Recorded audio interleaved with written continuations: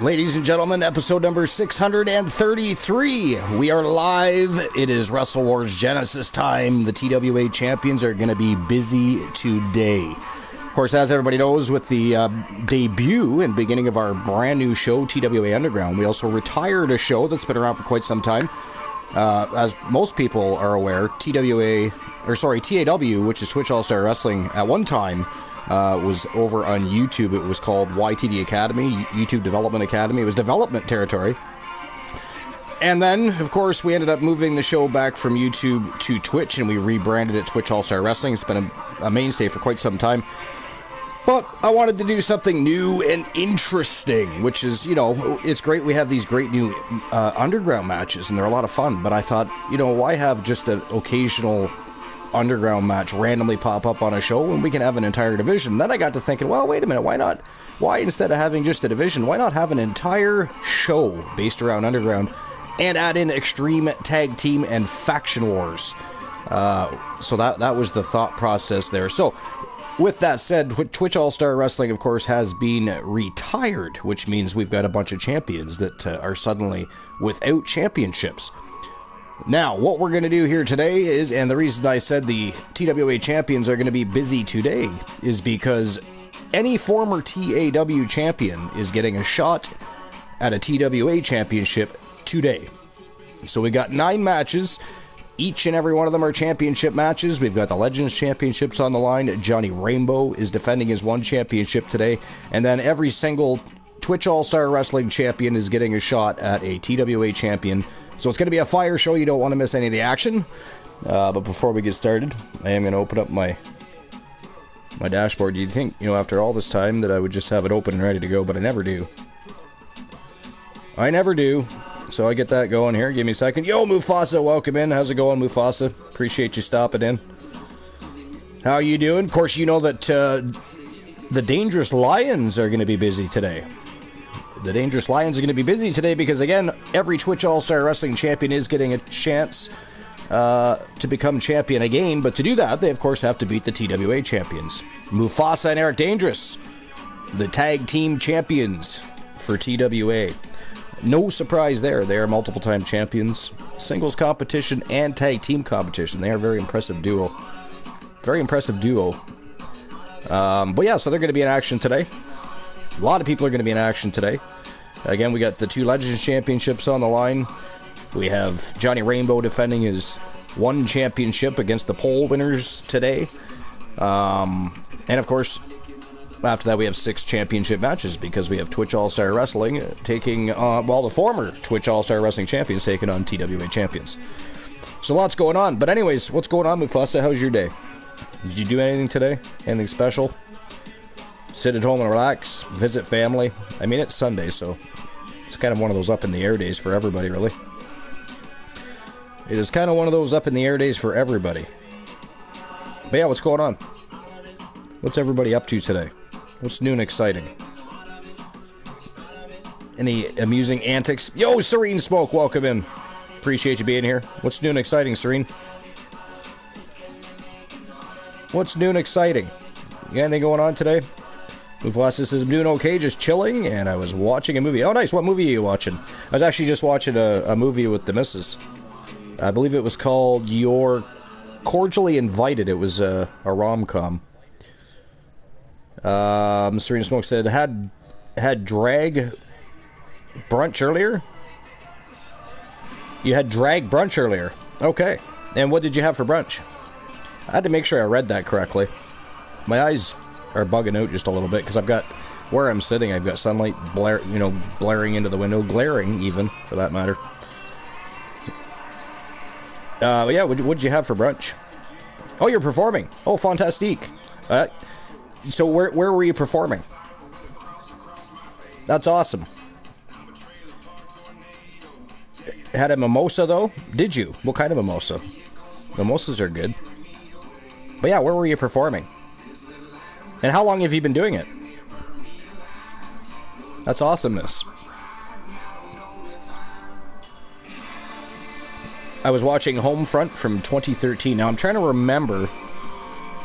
Was that like an action movie with I feel like that was a Jason Statham movie. I could be wrong. What was Homefront about?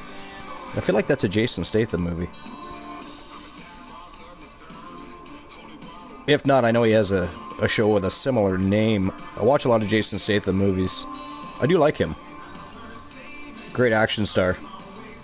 Local spot here in town. Grayed out strawberry. It's grayed out strawberry mimosa. That's interesting. I don't think I've ever had a strawberry mimosa. It was a Jason Statham. Okay, yeah, I thought so. Yeah, that was a good movie. I just watched. God damn it, what's the name of the show? The wife and I literally just watched it last night. New Jason Statham movie. And I can't remember the name of it. I think it's called A Working Man or something like that. She'll come in for a smoke at some point, I'll ask her. I'm pretty sure that was the name of it, though. Mrs. Archer's watching TV in the living room while we do our thing. But she'll be in at some point. It was a great turnout. Fantastic. Fantastic. So how long have you been performing? How long have you been performing?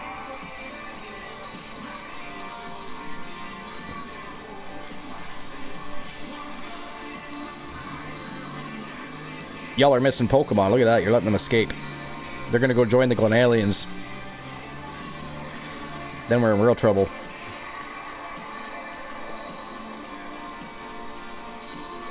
You've been doing drag about 3 years and some change. Okay. So how did you get into it? Like, what was it that, finally turned your gears to say, I'm going to do that. I can do this. I'm going to give it a go. And like, I'm assuming you enjoy it. I do, you know what, though? I do know people that perform that have just kind of been doing it so long now, they don't enjoy it as much as they used to. They just do it because it's, it's what they do. But I'm assuming you enjoy it. But yeah, what was it that flipped the light switch on and said, yeah, I'm going to start performing. I can do this. Like, where you had a show one time with some friends watching a show and you thought, hey, I'd love to do that. Or, I could do that better than they could. Or, I don't know. I'm just asking. I'm very curious. Because everybody has different reasons for finally displaying their talents, right? And if you don't mind answering, of course. You don't have to answer anything. You don't have to answer anything. So Mufasa, do you watch a lot of Jason Statham movies? A couple of the local girls here got on Drag Race. I always wanted to, but I knew that was my time to get into it. Okay. So, you had a couple of girls like from where you live that got on Drag Race? That's kind of cool. How'd they do? And I mean, can you not just apply to try to get on that show? Like, is there not a way that you can still manage to get on that show? Or 3 of them? One was top 5? Nice. Now, out of how many, though? Top 5 out of...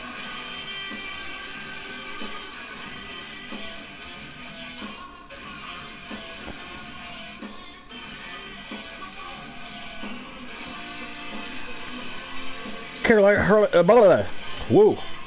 Couldn't say that, could I? Carolina Hurricanes defeat the New Jersey Devils 5-2. There was out of 12? Okay. Like, that's how many total start the show? Or is that, like, do more than that start out, then it works its way to 12, then down to... You know what I mean? Is there a bracket of some sort? I've never seen Drag Race, so I don't know how they start their seasons. Yo, Ace Haunter, what's going on?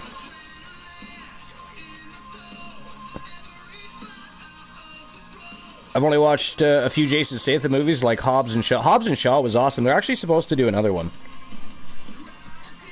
They are actually supposed to be doing another one. I actually thought Hobbs and Shaw was better than the rest of the series. Like, because obviously Hobbs and Shaw is like a spin-off series, right? But I mean, I thought Hobbs and Shaw was better in one movie. But anyway. Yeah, for everybody that's here and is newer to the Archerverse or to our community, our fam jam, which you're not a part of, If you think you got what it takes to be one TAW Pure, which is now going to end up becoming actually the Underground Pure Submission Championship. I haven't changed that yet, but I will. Tag Team TWA Television Champion or World Championship worthy. Those are the things you can type into chat. Exclamation point Pure, which I'll still accept for now. I will change it, but I'll still accept it either way. I do know that it's been rebranded. We already have a new Submission Championship. You can find that on Discord, actually, in the Champion section. But yeah, so yes, they start out like 12, then 1 elim per episode usually, but it's a huge opportunity.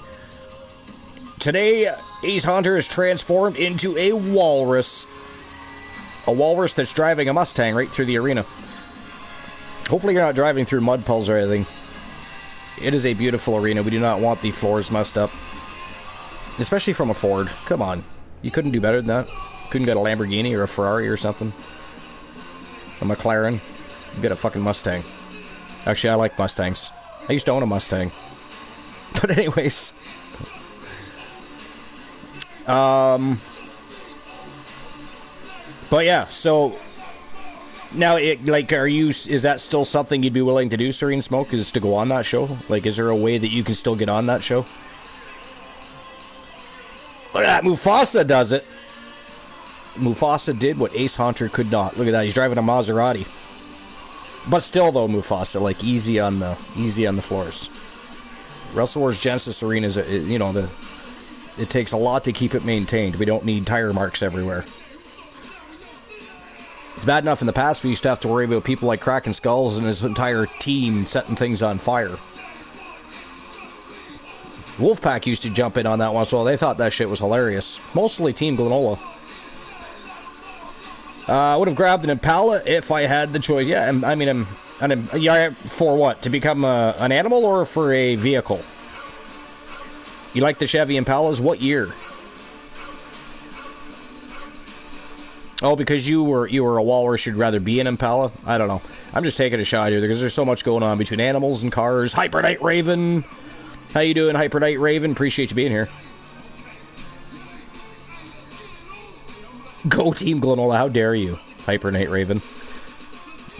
Do not feed the man's ego.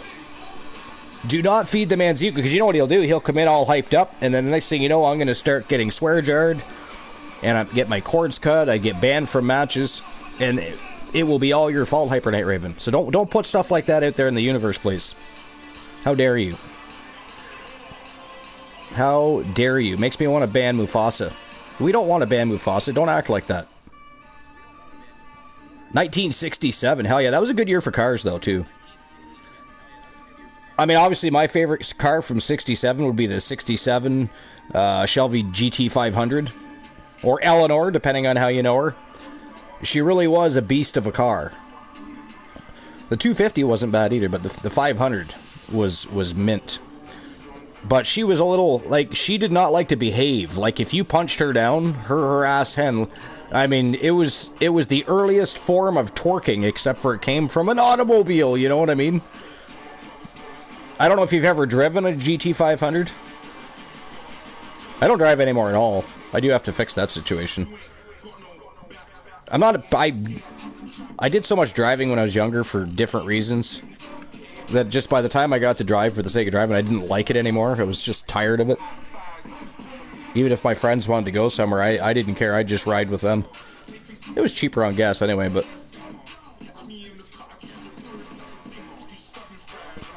But yeah, I mean, the GT500s were fucking awesome.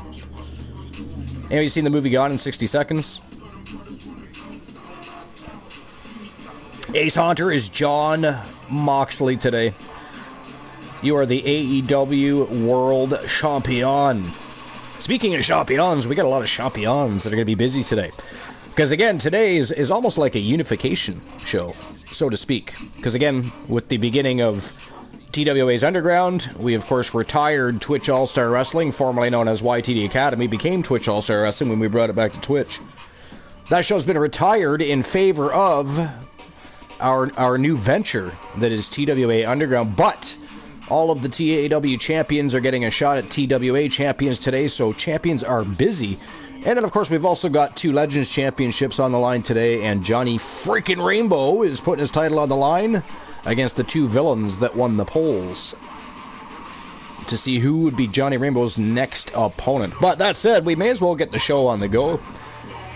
Get the tone setter of the day underway, if you know what I'm saying. Time to turn and burn.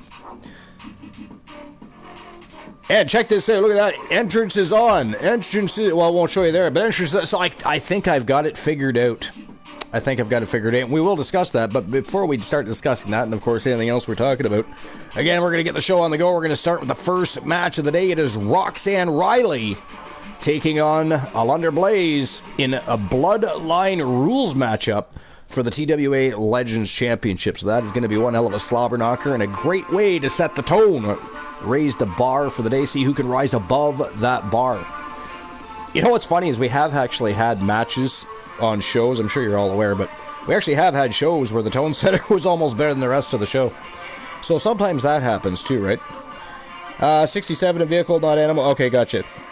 John Moxley, speaking of champions, Archer is the GRPW World Champ. Fantastic. Fantastic. Serene Smokes is... Aye. But here we go. First match of the day. Roxanne Riley, Alundra Blaze, Bloodline Rules.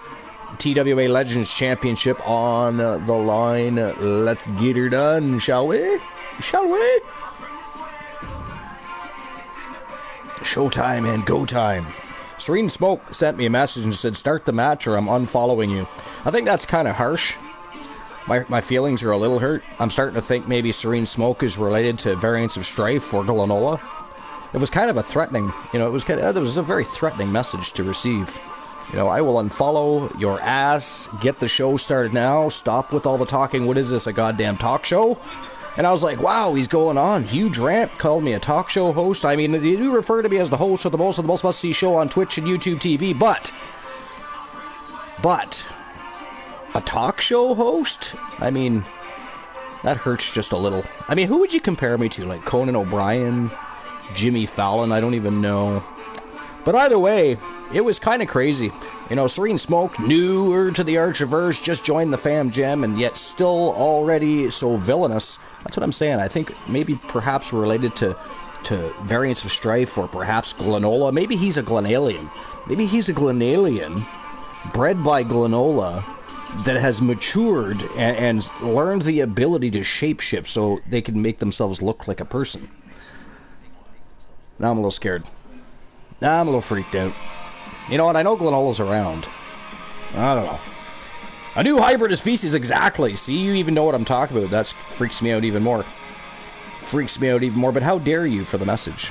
How dare you threaten me like that? Start the show now, sir. Stop talking. What is this, a talk show? I don't understand certain things. But anyways, here we go. It is showtime and go time. Roxanne Riley's ready to get it on, and the champion is ready to accept the challenge. So let's get her going right now. Get her going now. Legends Championship on the line.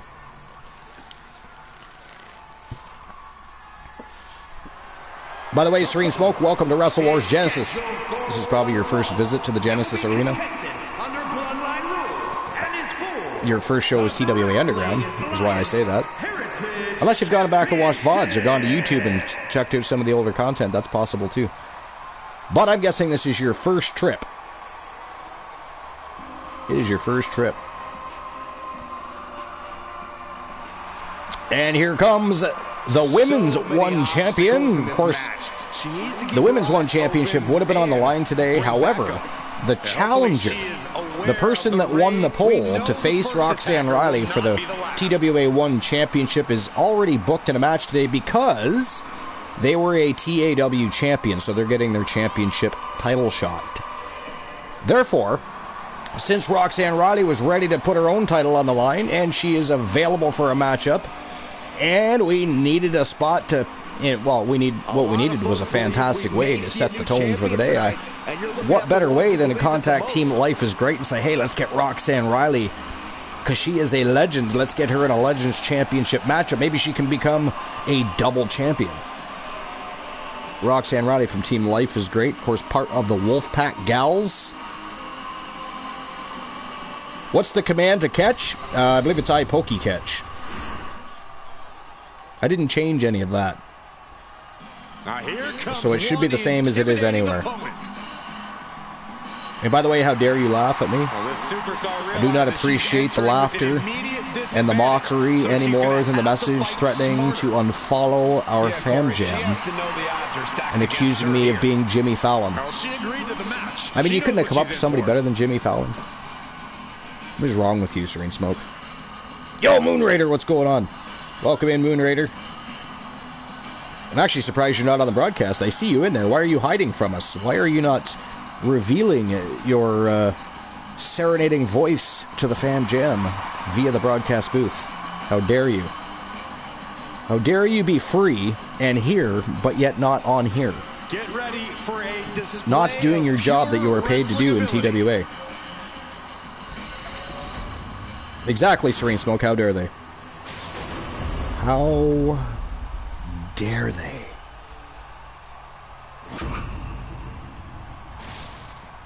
Here we go. Bloodline rules. And the fun thing here is we have no idea who could actually help out in this matchup. I mean, we got a pretty good idea when it comes to Roxanne Riley. She's got a ton of friends. She's been around forever, but Alondra Blaze is still fairly new to TWA, and she is holding a championship that many others would like to hold. You win this title, you are they want that championship. Big things.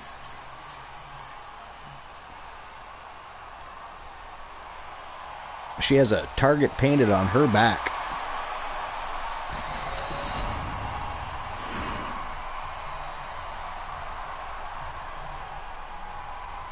Here we go.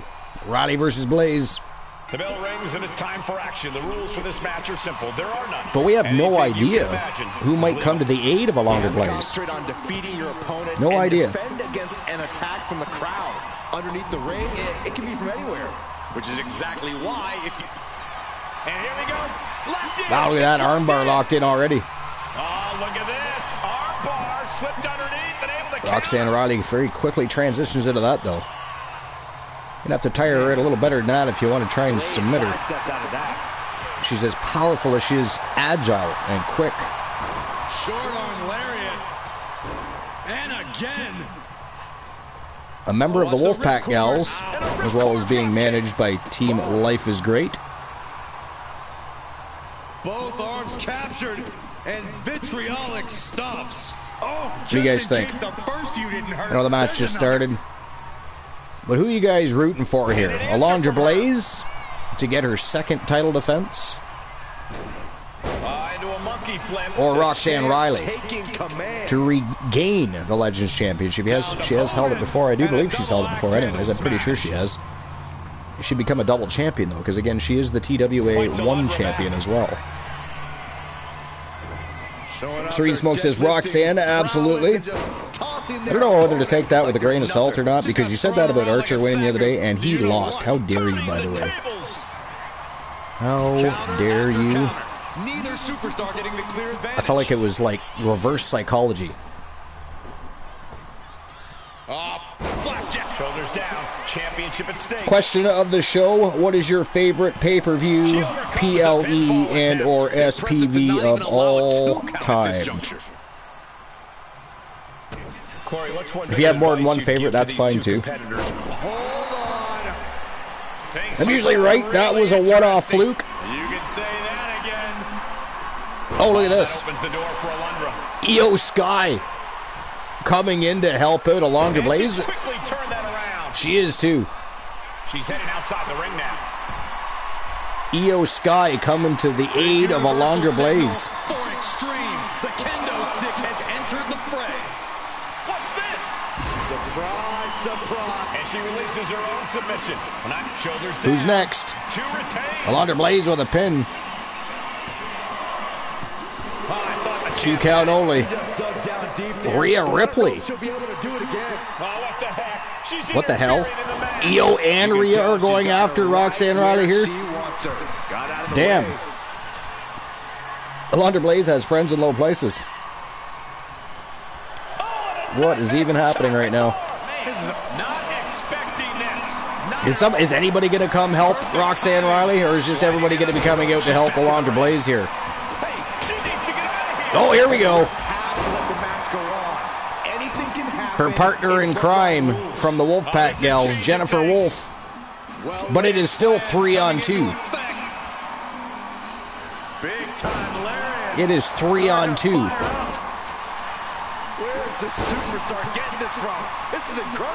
I was starting to think just everybody was going to be against Roxanne Riley, finally.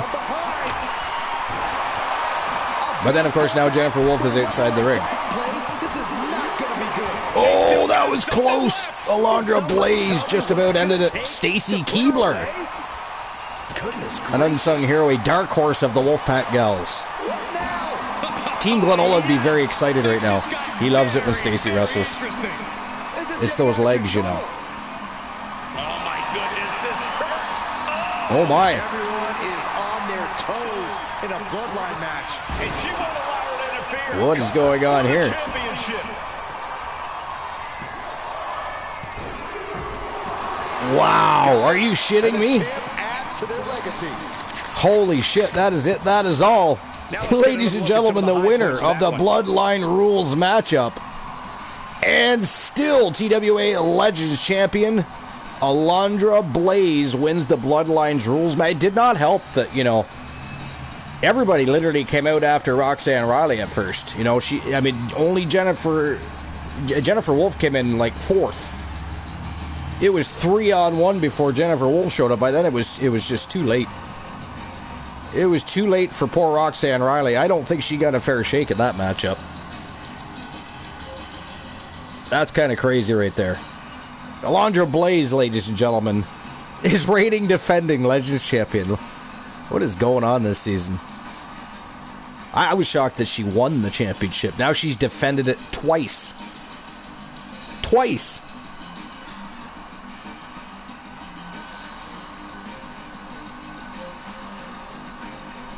Wow. I did not see that coming. We needed more Wolfpack gals out there. I mean, we got them eventually, but... Hey, wait a minute. Why is Stacy in there with them? Did Stacy Keibler turn on her own faction? Stacy Keibler turned on her own faction? Tremendous victory by the champion. That's weird. I swear she went after Alundra. What she's made of. Yo, Oni, what's going on, Oni? She studied her opponent and was ready for whatever was thrown her way Stacy to retain her Keibler title. turned on Roxanne Riley, and I can't believe it. So it was actually 4-on-2. It was 4-on-2. I thought it was 3 versus... This is what happens when you're trying to read shit and watch the match at the same time. I missed some shit. I missed some shit, but what the hell? Where's Glenola? Wait until Glenola finds out that Stacy Keibler turned her back on the Wolfpack gals to come out to aid Alundra Blaze. Like, what? That is insane. Nothing much. I was just about to do an EVW show, but then I saw you. Well, I mean, you can always wait till about halfway through or right near the end and go live. There's always invasion targets that are necessary. I think Glenn's going live later too. I believe he is going live later too. But I would love me some EVW. I still got to get Melissa Archer re-inked to a contract. I haven't done so yet. I will though. I can't believe Stacy Keibler fucking turned her back on the Wolfpack gals. I wish somebody send Glenn a message and say what in the blue hell is going on with the Wolfpack gals. Like, Stacy Keibler is a Wolfpack gal, and she comes out to help Alundra Blaze. Why? Why, I say?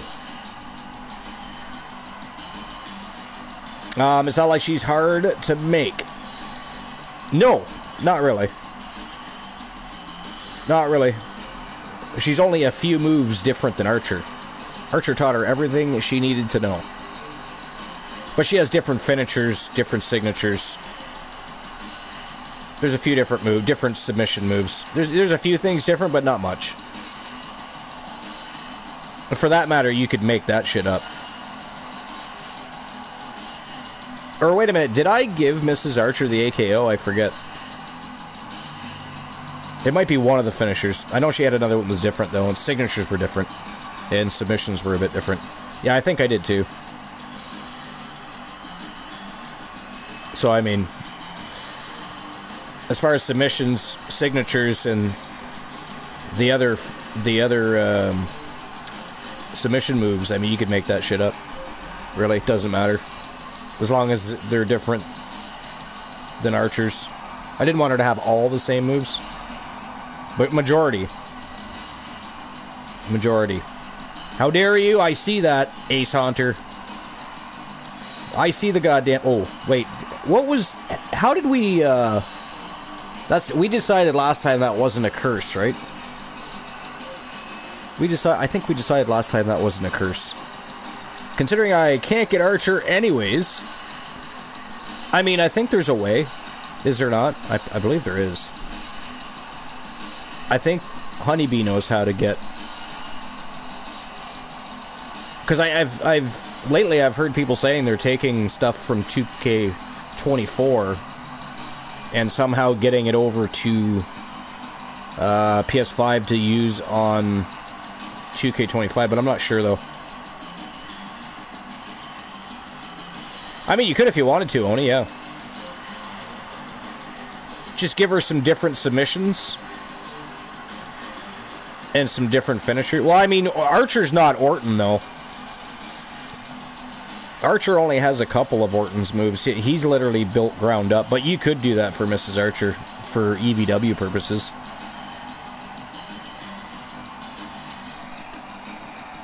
Definitely could. Yeah. That would make sense. But yeah, you could do that.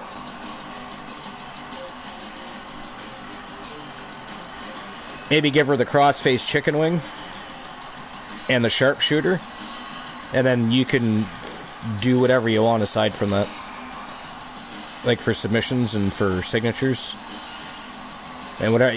Aside from the AKO, you can give her whatever you want for a different finisher too. I mean, that was the first match. That was the first match, but I mean that didn't take very long. It didn't take very long. And we're going to get into the second match right now, actually. So, speaking of which. But congratulations to Alundra Blaze, successfully defending her Legends Championship in a Bloodline Rules matchup. Here we go. Matchup number 2. It's Archer's turn. Special guest referee matchup. It is Mankind challenging Elijah Archer with The Undertaker going to be there to count the 3. So this is going to be a very interesting matchup. Does Undertaker turn on both of them and decide he wants to take that title and challenge Archer himself? Does he call it right down the line? Can Mankind defeat Elijah Archer? Same question applies to Archer. Can Archer beat Mankind? Either way, it is Mankind versus Elijah Archer. Legends Championship is on the line with Undertaker as a special guest referee. That is next.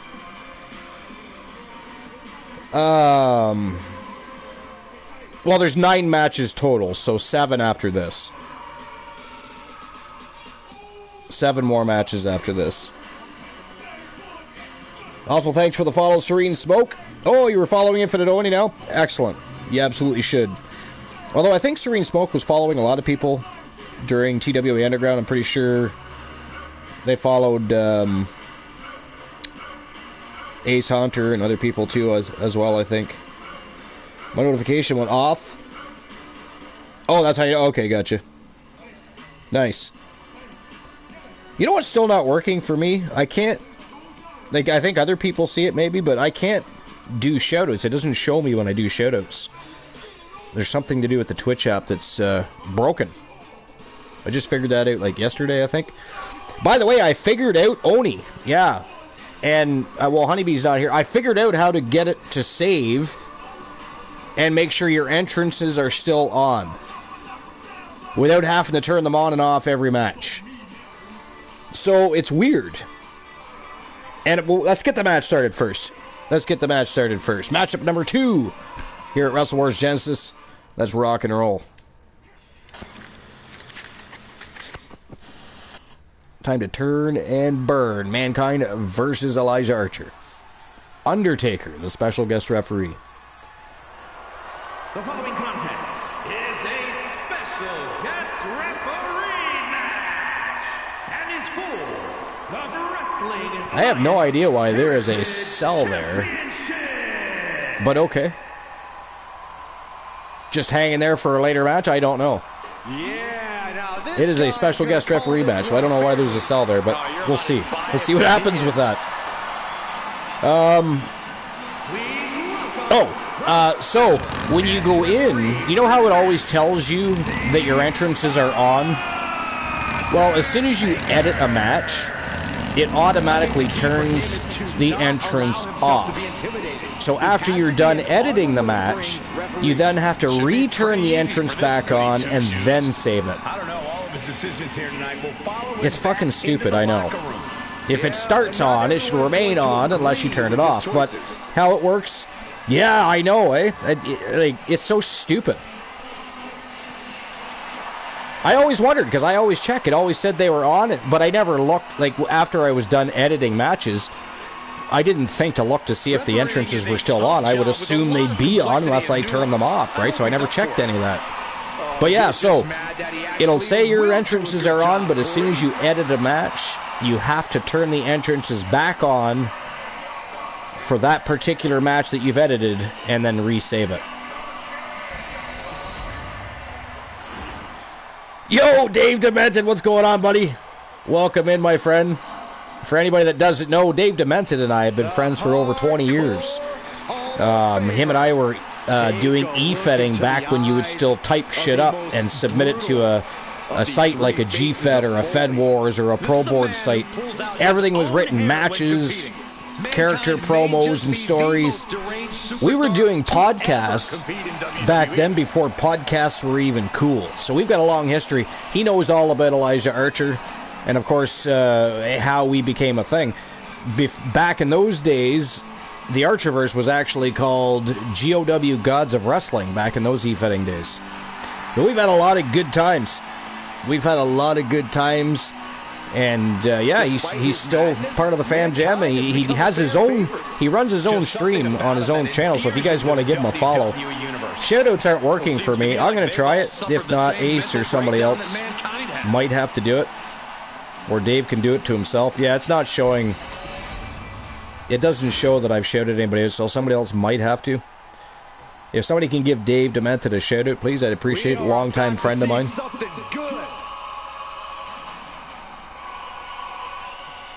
But yeah, we've been having a good time with e-fetting forever. And again, we were doing podcasts before podcasts were even a cool thing. It was good times. What are you up to, Dave, anyways? The shout-out was given. See, it doesn't show on my end. I don't know why. It does not show on my end. But that's interesting to know. Maybe I gotta shut my phone off or something and turn it back on again.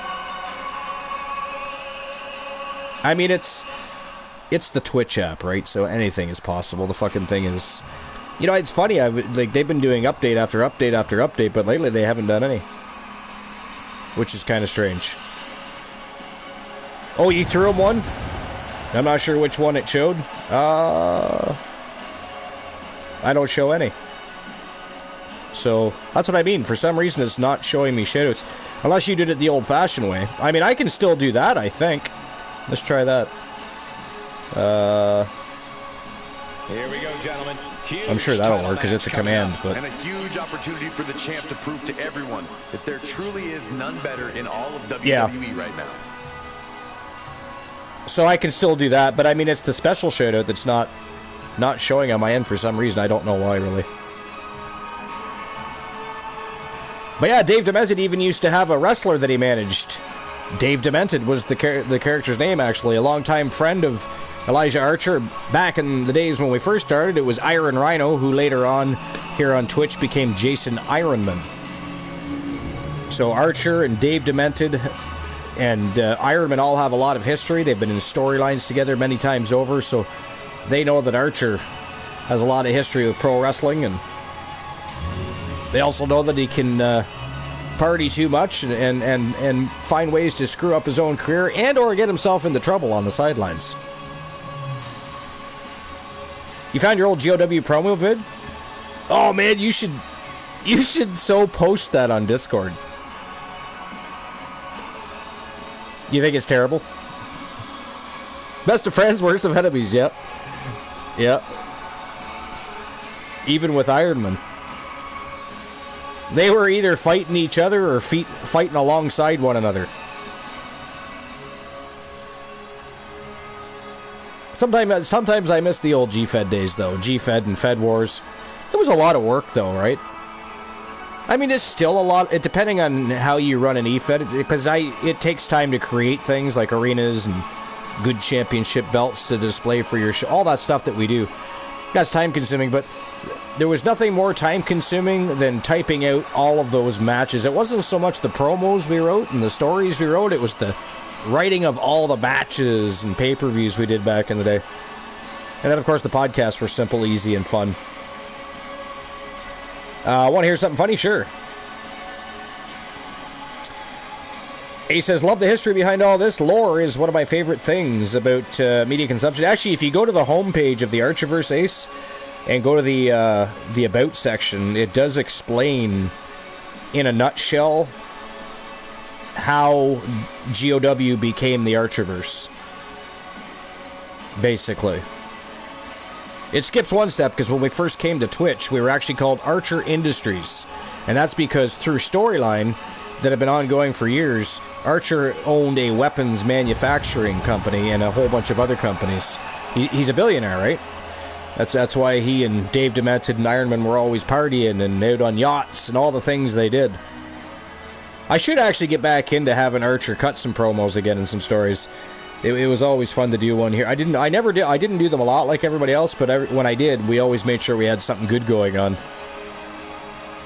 Archer is basically Tony Stark, kind of. Yeah, he's pro wrestling's Tony Stark. You could say that, actually. That's not a bad comparison. But yeah, if you go to the homepage of the Archiverse channel and just go to the About section, you can actually read up on how GOW became the Archiverse. Again, I think we skipped the Archer Industries part, because that was a quick storyline.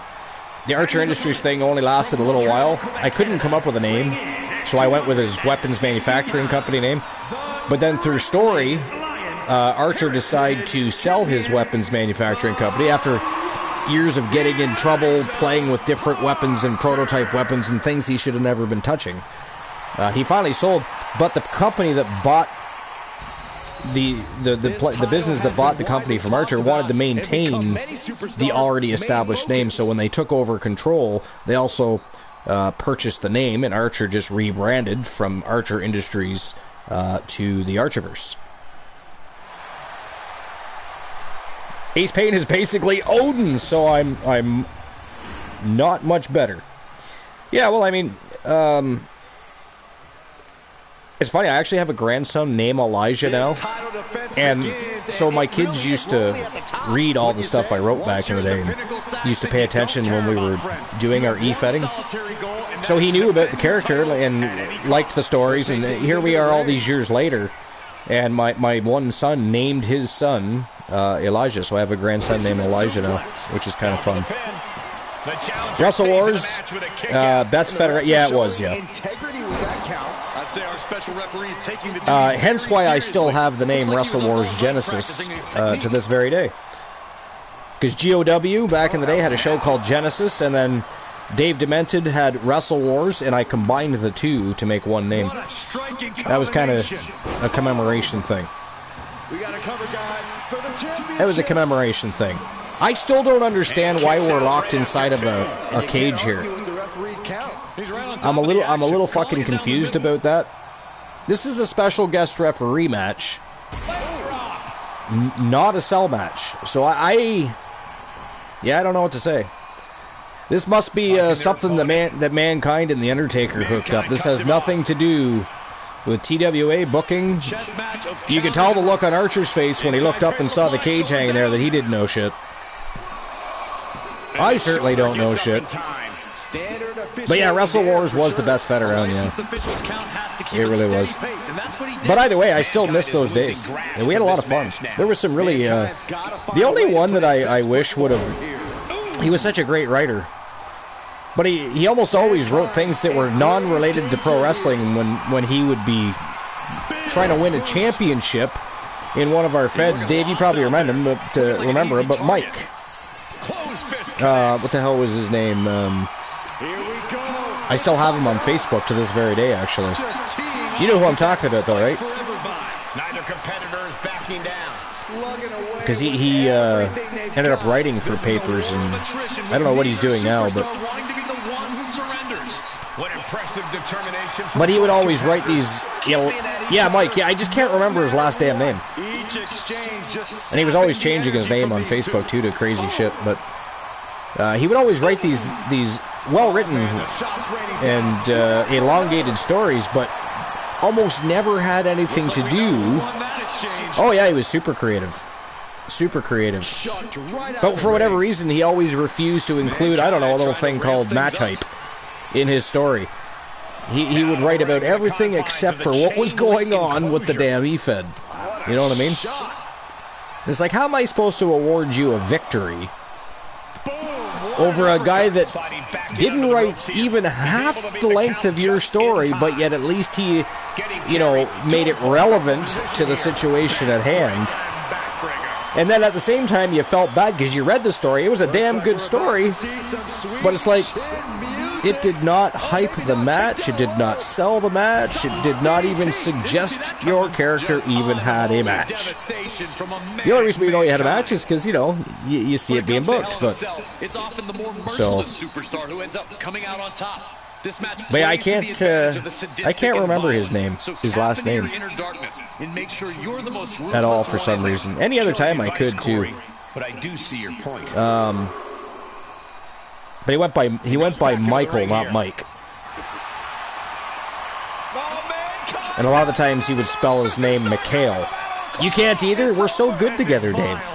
And with the submission locked in. And wait a second. Our minds are working together very well here. Both of us. Forget his name. And we were all how many times were we in different E-Feds, including GOW, with him? Right across the larynx. Has the champ pinned. Here we are talking about. He's so creative, but I can't remember his name though. And the referee is not playing age old, bro. Their old age. Yeah, I mean, well, we can remember Picasso and Dumas, and there's so many other creative people throughout time. Benjamin Franklin. We can't remember his name though. He's able to slip away from that. Boom. Making his way to the top here. But yeah, he wrote a lot of creative stuff. He really did. Ooh. Man, Kyan lands with nobody home. I wasn't even paying attention there. I'm still kind of in shock and awe that, this was supposed to be just a straight-up special guest referee match, and The Undertaker and Mankind clearly felt the need, I don't know, to commemorate history here. I don't know. Well, we have a Hell in a Cell match anyways. Oh, he kicked out. That was close. Archer just about had him there. But Archer did not sign up for a Hell in a Cell match. This much I do know. You can't accuse our guest referee of going into business for himself. Did not know. Fair count. Welcome to TWA's Wrestle Wars Genesis. TV's flagship show it is.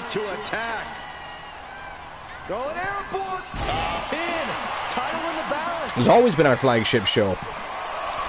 Although at one point, it was just called TAV Wrestle Wars.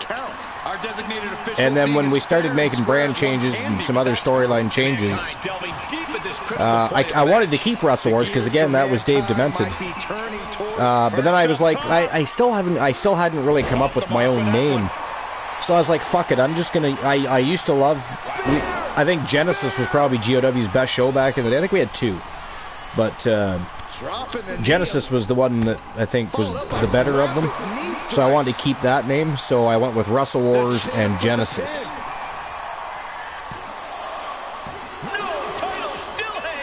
So it's our flagship show for sure. It's been around a long time. all 6 seasons on Twitch.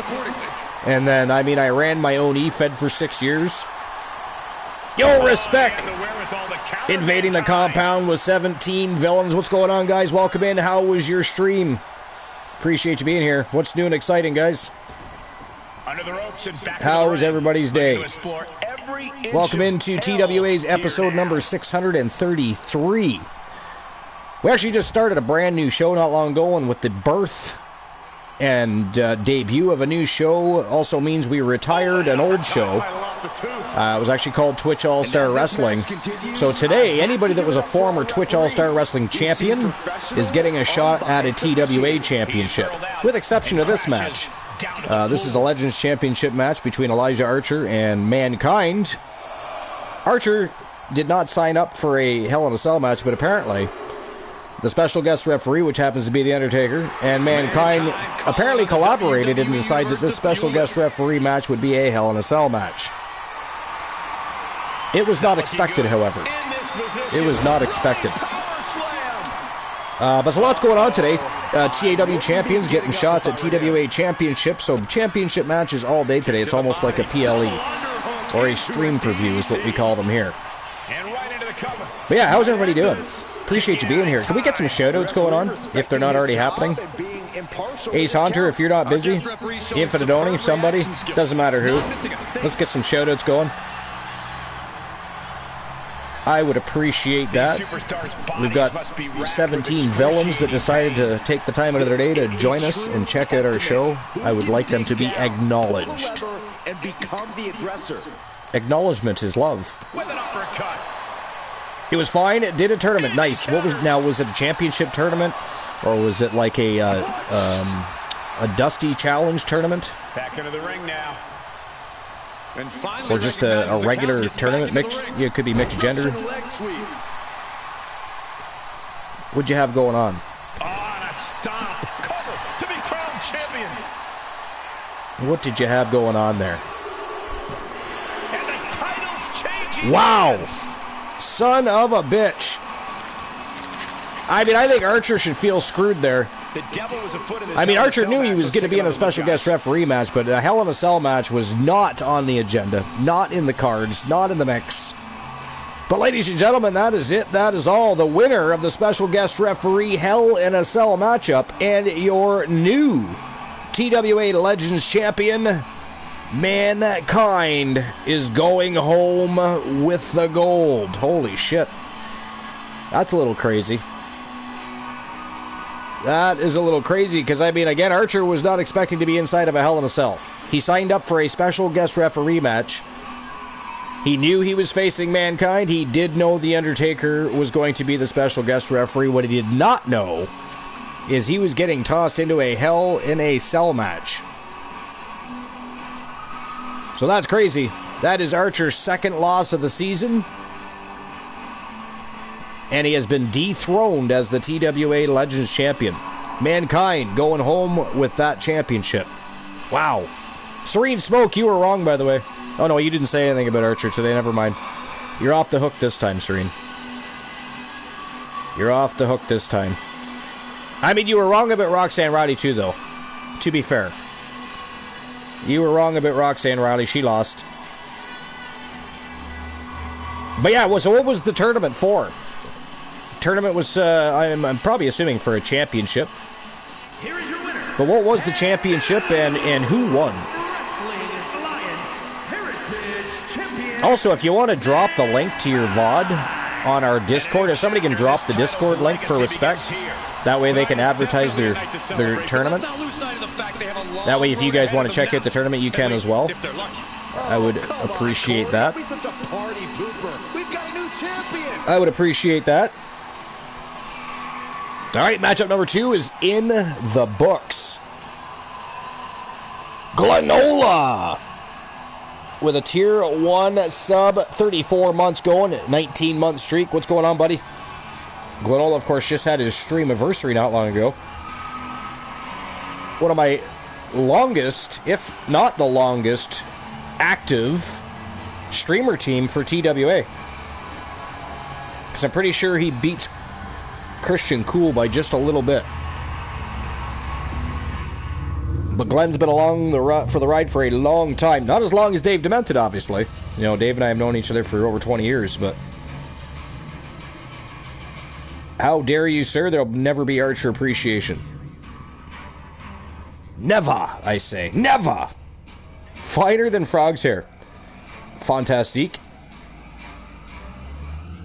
But yeah, Glenn's been the leader of his faction since season number 1. The Wolfpack has been kicking some ass. By the way, Glenola, something that's not going to make you or the Wolfpack very happy, but Stacy Keibler, for whatever reason today, decided to turn on the Wolfpack gals. We thought she was coming out to help Roxanne Riley in her matchup against Alundra Blaze. She came out to help Alundra Blaze. So Roxanne lost. She's still the 1 champion, but she was looking to go for the Legends Championship, so she was challenging Alundra Blaze. It was a Bloodline Rules matchup. And it's funny, we were just all talking about who was going to help Alundra, and the next thing you know, everybody starts coming out against Roxanne Riley, including Rhea Ripley. Then Stacy Keibler comes in. We're like, oh, she's got some help. Yeah, no, Stacy was there to help out Alundra and Rhea Ripley. It was kind of crazy. It was kind of crazy. Cool was here before. Was he really? I thought you beat him by just a bit. Are you sure? Let's find out.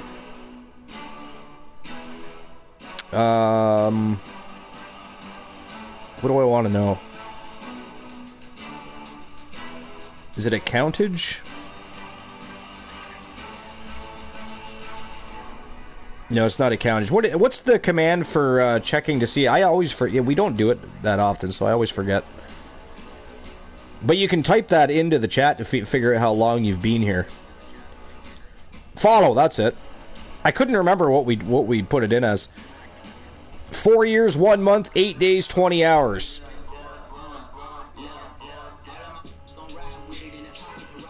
Oh, wow. So, like, by 4 days? By 4 days and 10 hours? That's pretty funny. Infinite only 2 years, 3 months, 10 days, and 2 hours. I know, that's what I just said. He beat you by 4 days and 10 hours. That's kind of crazy. That is kind of crazy. Yeah, you see only how if you look on the screen, it says entrance is on. Yeah, so I figured it out. So remember to do that. So, again, it will say that the entrances are on. But if you happen to edit one of the matches and change it, you have to turn the entrances back on and then save it again. Otherwise, it'll save as off. As stupid as that is. As stupid as that is. But anyways, here we go. Next match of the day, it is 3 Iron Men. That we had a poll, and the poll didn't pick just one villain. The poll picked 2. We got Obafemi and the Phenom Joe Lincoln challenging Johnny Freakin' Rainbow for the TWA 1 Championship. But again, 3 Iron Men. They've got to get as many pinfalls, submissions, or knockouts as they can inside the allotted time, which we're going to get that match started right now, so you'll find out just how long they've got to go for. But here we go. Matchup number 3 is Ego.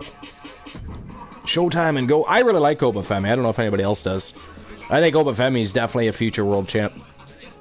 He's interesting, and I could easily see him being a heel. You know? I mean, he's not, I wouldn't say he's an over-the-top babyface as is, but just his demeanor, the way he presents himself, his confidence, I could see him being a badass heel. You don't know who Obafemi is? Oh, yeah, you're going to like Obafemi. You really should watch NXT. It's quite a good show. Unless you're incapable of watching it, of course, then that's understandable. That is understandable. Serene loves Oba. Yeah, I love Oba too. You don't watch wrestling. He just promotes wrestling and shows up to TWA shows. He's like, fuck that other shit. Fuck those guys. If it's not HCW, TWA, EVW, NPW. And of course there's others that he's affiliated with. Hopefully it doesn't fuck anyone over like they did with Anna. Fuck TWA management. Yeah, Anna kind of did get fucked, didn't she? That was harsh. It really was. Alright, here we go. Obafemi, the Phenom Joe Lincoln from Team Joe Link. And of course from Team Infinite Oni, And representing Pretty Deadly, which, of course, Johnny Rainbow's partners in crime, Elton Prince and Kit Wilson, they're going to be in action later because they were TAW World Tag Team Champions. Therefore, they get a shot at the TWA World Tag Team Champions. I did tell you, Mufasa, that the Dangerous Lions are going to be very busy later. They're going to be busy with Pretty Deadly. But here we go. Triple threat matchup. 3 Iron Men for the TWA 1 Championship. Let's go. Let's go. We got a pipe bomb. All right, let's see what's going on. Directed towards Team Mufasa. Callie Carter is talking. I don't see the issue. Better luck next time. Anna J. Oh, no. Oh, no. Team Ace Hunter's trying to rile up Team Mufasa. To be fair, the Wolfpack started in late 2.0. 1.0 had the Outlaws with Wolfman, Cactus Jack, and Psycho Sid. That's true. That is true. I was just surprised to see Stacy Keebler turning her back on the Wolfpack gals like that. Like I said, when she came out to the ring, I thought, oh yeah, here we go. Roxanne Riley's got some help in this Bloodline Rules matchup, but no. She did not come to the aid of Roxanne Riley.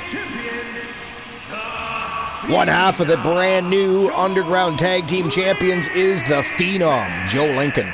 Remember, guys, the title is on the line here in this one. And I don't remember the last time the champ was in this much jeopardy. Man was wearing 2 pairs of sunglasses. Did you see that? He just tossed a pair into the audience.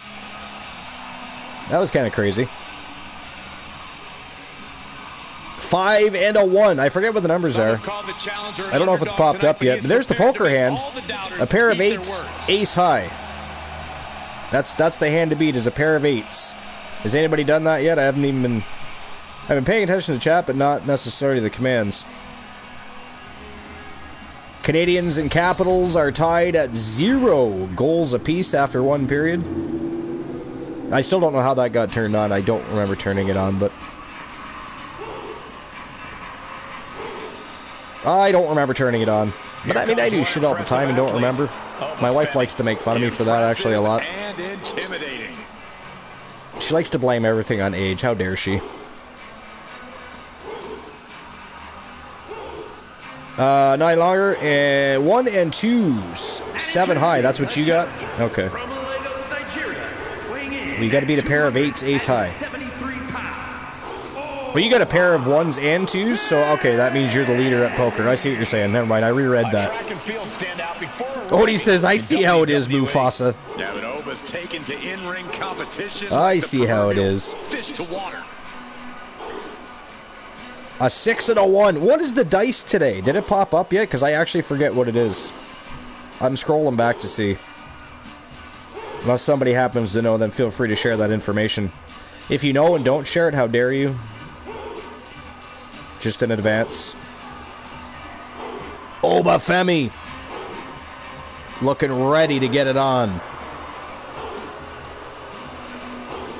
The ruler's dominance is not worth questioning. Who is walking out the TWA 1 champion? Well, just look at him. Is it going to be the Phenom, Joe Lincoln? Is it going to be Obafemi? Yeah, or the reigning, defending, and undisputed this season so far, TWA 1 champion from Team Infinite Oni, it is Johnny freaking Rainbow. And we all know that I'm biased. I want Johnny to win this match. Fuck you if you don't like it. Fuck you if you don't like it. I want Johnny to win. If he doesn't win, I am going to whine and cry more than Oni will. So there. Glenola rolled a 4 and a 6. I still don't know what the numbers are, though. You could have a tiebreaker vote, but no. No, it went with a triple threat. But I mean, it's not a regular triple threat. They are going to have to work their asses off. The champ certainly has his hands full here tonight, but he looks more than 5 and a 1, 6 and 4. I think 6 and 4 has got to probably. Did it show what the dice were for the day? It would only let me scroll back so far, so I wasn't really sure. But either way, 6 and a 4's got to do it. Only got a 2 and a 4. By the way, if you get a 6 and a 4 and you tie Glenola, you guys can have a roll-off. That doesn't automatically mean he wins. He has to be leading. Anybody that wins at dice or poker has to be leading by the end of the show. So if you tie Glenola, you will have a roll-off. So if anybody else gets a 6 and a 4. 5 and 1, was that the original? Is that what you're saying, Glenn? 5 and 1 was what the dice were? He counters with a great reversal. These two are finding an answer for everything. But yeah, so Glenola, are you at all surprised to hear that Stacy Keibler turned her back on the Wolfpack Gals? I'm still a little baffled by that. A little shocked. It's a little crazy. Because again, I mean, I think everybody was thinking the same thing. You know, Bloodline rules. We didn't know who Alundra Blaze was going to get. Next thing you know, Rhea Ripley's out there. Io Sky is out there helping out Alundra Blaze. And we're like, holy fuck. Nobody was out there for Roxanne Riley. And then Stacy Keibler comes out. We're like, oh, there's finally some help. But yeah, no. No. Stacy was not there to help her fellow Wolfpack gal partner in crime. She was there to help Alundra Blaze for whatever friggin' reason. Already some crazy shit going on tonight, right? Already some crazy shit going on. Because, I mean, again, Elijah Archer was booked in a special guest referee matchup. And again, he knew that he signed on to face The Undertaker. He knew, or sorry, Mankind, he knew that Undertaker was going to be special guest referee. But then a cage appears above the ring. Not even a cage, it was a cell. It was a cell match. Was that Jason Statham movie we watched called A Working Man? The Working Man something? Yeah, it was, okay. I told him I'd ask you when you came in. We were talking about Jason Statham movies earlier. Look, the Gooner says, how dare you run a show late? How dare you show up late? How about that? We are 3 matches in, sir. Where have you been? You've been in front of the Mickey James Shrine, haven't you? At the shrine, watching videos, ordering more stuff on eBay, and mutilating yourself, quite likely. All at the same time. Glenola says hi. To you, yeah. She says hi back. Saw it coming and avoided it. Every counter being the only backup Roxanne had was Jennifer Wolf, I know. Everybody else was there literally against Roxanne Riley. It was crazy. Clothesline to the back of the neck. So if you set allies to a certain superstar, those people come out. Yeah, I don't have any of that set. I don't do that. I let it generate that itself based on what we're doing in our season. So that doesn't even explain that. But yeah, I get that is how it's supposed to work. Not a good spot to be in. Same with rivalries. I let them develop on their own. I don't set them. I mean, basically, after a wrestler has faced another wrestler a certain amount of times, they automatically end up in a rivalry anyways, usually. More dangerous territory in a triple threat. I'm still trying to figure out the whole Hell in a Cell special guest referee thing. Elbow puts an end to that. It was cool, but it was unexpected. Well, it wasn't that cool because Archer did lose. Sealed the deal on us having a new champ. And that breaks up the pin. What doesn't work properly every time? I think I'm watching the Rebellion. Is that tonight? Is Rebellion tonight?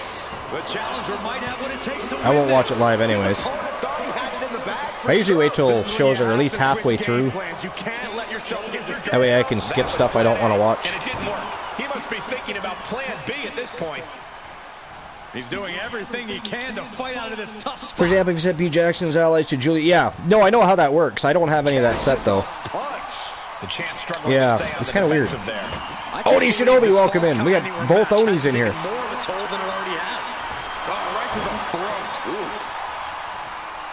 I just realized we have both Onis in here.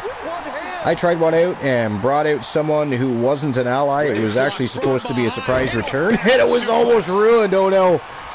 Well, what happened with us, Oni Shinobi, is we had a Wolfpack Gal member in a matchup facing Alondra Blaze for the TWA Legends Championship, but it was a Bloodline Rules matchup, and one of the Wolfpack Gals turned on the Wolfpack Gals and come out and helped Alondra Blaze instead of helping out Roxanne Riley. So, and then, of course, Roxanne Riley was like, what, 3-on-1? Or was it 4-on-1? I forget. Either way, she had no help. Therefore, she was unsuccessful. She was unsuccessful. Oh, but Femi, the only one standing. Well, until now. He's got that barbed wire bat. Yo, Luke! Joining the broadcast booth. What's going on, Luke? How dare you show up late? How dare you silly bastard. Don't you blame me for starting late. You showed up late. Fuck you fat bastard. You fucking crazy Brit. Why are we just gathered to that? Using each other. Yeah, no, I mean, I just ended up running later than I was going to. No real special reason why. Just took some serious endurance, I'll give you that. Well, I was eating dinner, yeah. That's a fair point. We had dinner around 5:30, 6 o'clock, so I just waited till after I was... was just on the pre-show of Rebellion. What was? Like Fallon Henry, JCJ, just on the pre-show. Were they? I forgot that was tonight. I probably am going to watch it, to be honest. Like, well, yeah, I'm going to watch it. I've always watched TNA, so I'll definitely watch it. But what's the main event? I think it's Joe Henry. Joe Henry, Ethan Page, and some more. I can't remember who else is in it. It's a triple threat, I think. It is a triple threat. Okay, I wasn't sure how. Because if it's got Joe Henry and Ethan Page in it, so that'd be pretty good. Well, see, I missed this week's episode of TNA, so I forgot what the final goal was for the main event. Like, I didn't know what their final decision. Oh, that is it. That is all. Wait a minute. Wait. Hold on. So, sometimes a match can't live up to the hype, guys, but that one sure did. Was that a pinfall victory while the Iron Man match was still supposed to be going? How much time was on the clock? Did that work out right? That happened to me earlier on when I was streaming. Well, that's what I'm curious about. Was anybody paying full attention to that at the end of the match there? Did the time run out? Because it should have been a 20-minute match. I think we were right around that point anyways, but... That happened to me when I was... Carmella won the match. Oni Shinobi missed it. How dare you, Oni Shinobi? Not do my job for me and pay attention. They just ended the match randomly. There were still 7 or 8 minutes left? God damn, I hate that. They really need to get that next update going and fix some of this crap. Man, this game it could be good. It's just... Yeah, well, that's the thing. It's got a lot of potential. I really do enjoy, even though like there's been a lot of like unnecessary and probably largely speaking for everybody kind of not wanted changes and just stupid stuff. So, but yeah, it's been very broken this year so far. Like, I actually think this only isn't a mod. The matches itself, the gameplay is actually pretty good this year. As well, like, it's the glitches and the problems that are kind of... Oni Shinobi's on here lying, trying to tell everybody he's not a mod. I don't know, I see a sword beside his name. I don't know about anybody else. Don't be coming in here lying to my viewers, Oni. That's not... I don't come to your channel and spread misinformation and throw around misguided terms like not a mod. I mean, it's... this shit is why I'm not doing universe mode yet. Yeah, I mean, once they get it fixed, it'll be great. But yeah, we've got some strange shit happening. Like, don't get me wrong. I know I can set a special guest referee match to be a Hell in a Cell. You can set special guest referee for tag team matches now too. But that's not what was. Great. I think that's fucking fantastic, mate. Oh, it is fantastic. But today, though, however, it was just supposed to be Mankind versus Elijah Archer, Undertaker special guest referee, 1v1 for the Legends Championship, and for whatever reason, they threw in a Hell in a Cell match, and Archer lost. Mankind is the new TWA Legends Champion. Crazy season so far, I'll tell you that. Crazy season.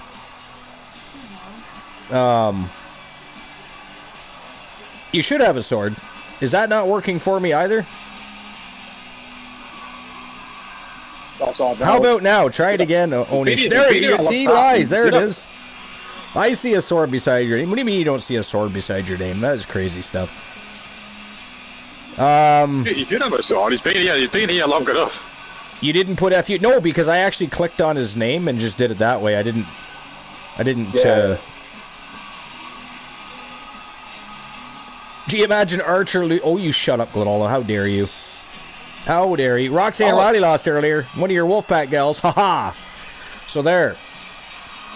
Colin Henry's actually really good, man. I do like Colin Henley, yeah. Yeah, she's really good. He doesn't want a sword, Archer. Apparently not. He doesn't see it. I don't need more channels. Well, how about this then? How about this then? We'll just change that up a bit. I actually like just JCJ as well. I think he's alright. Sometimes I watch NXT and I think it's better than Raw sometimes. There we go. Now you're a VIP, Oni. Now you're VIP. No sword, just a pretty diamond.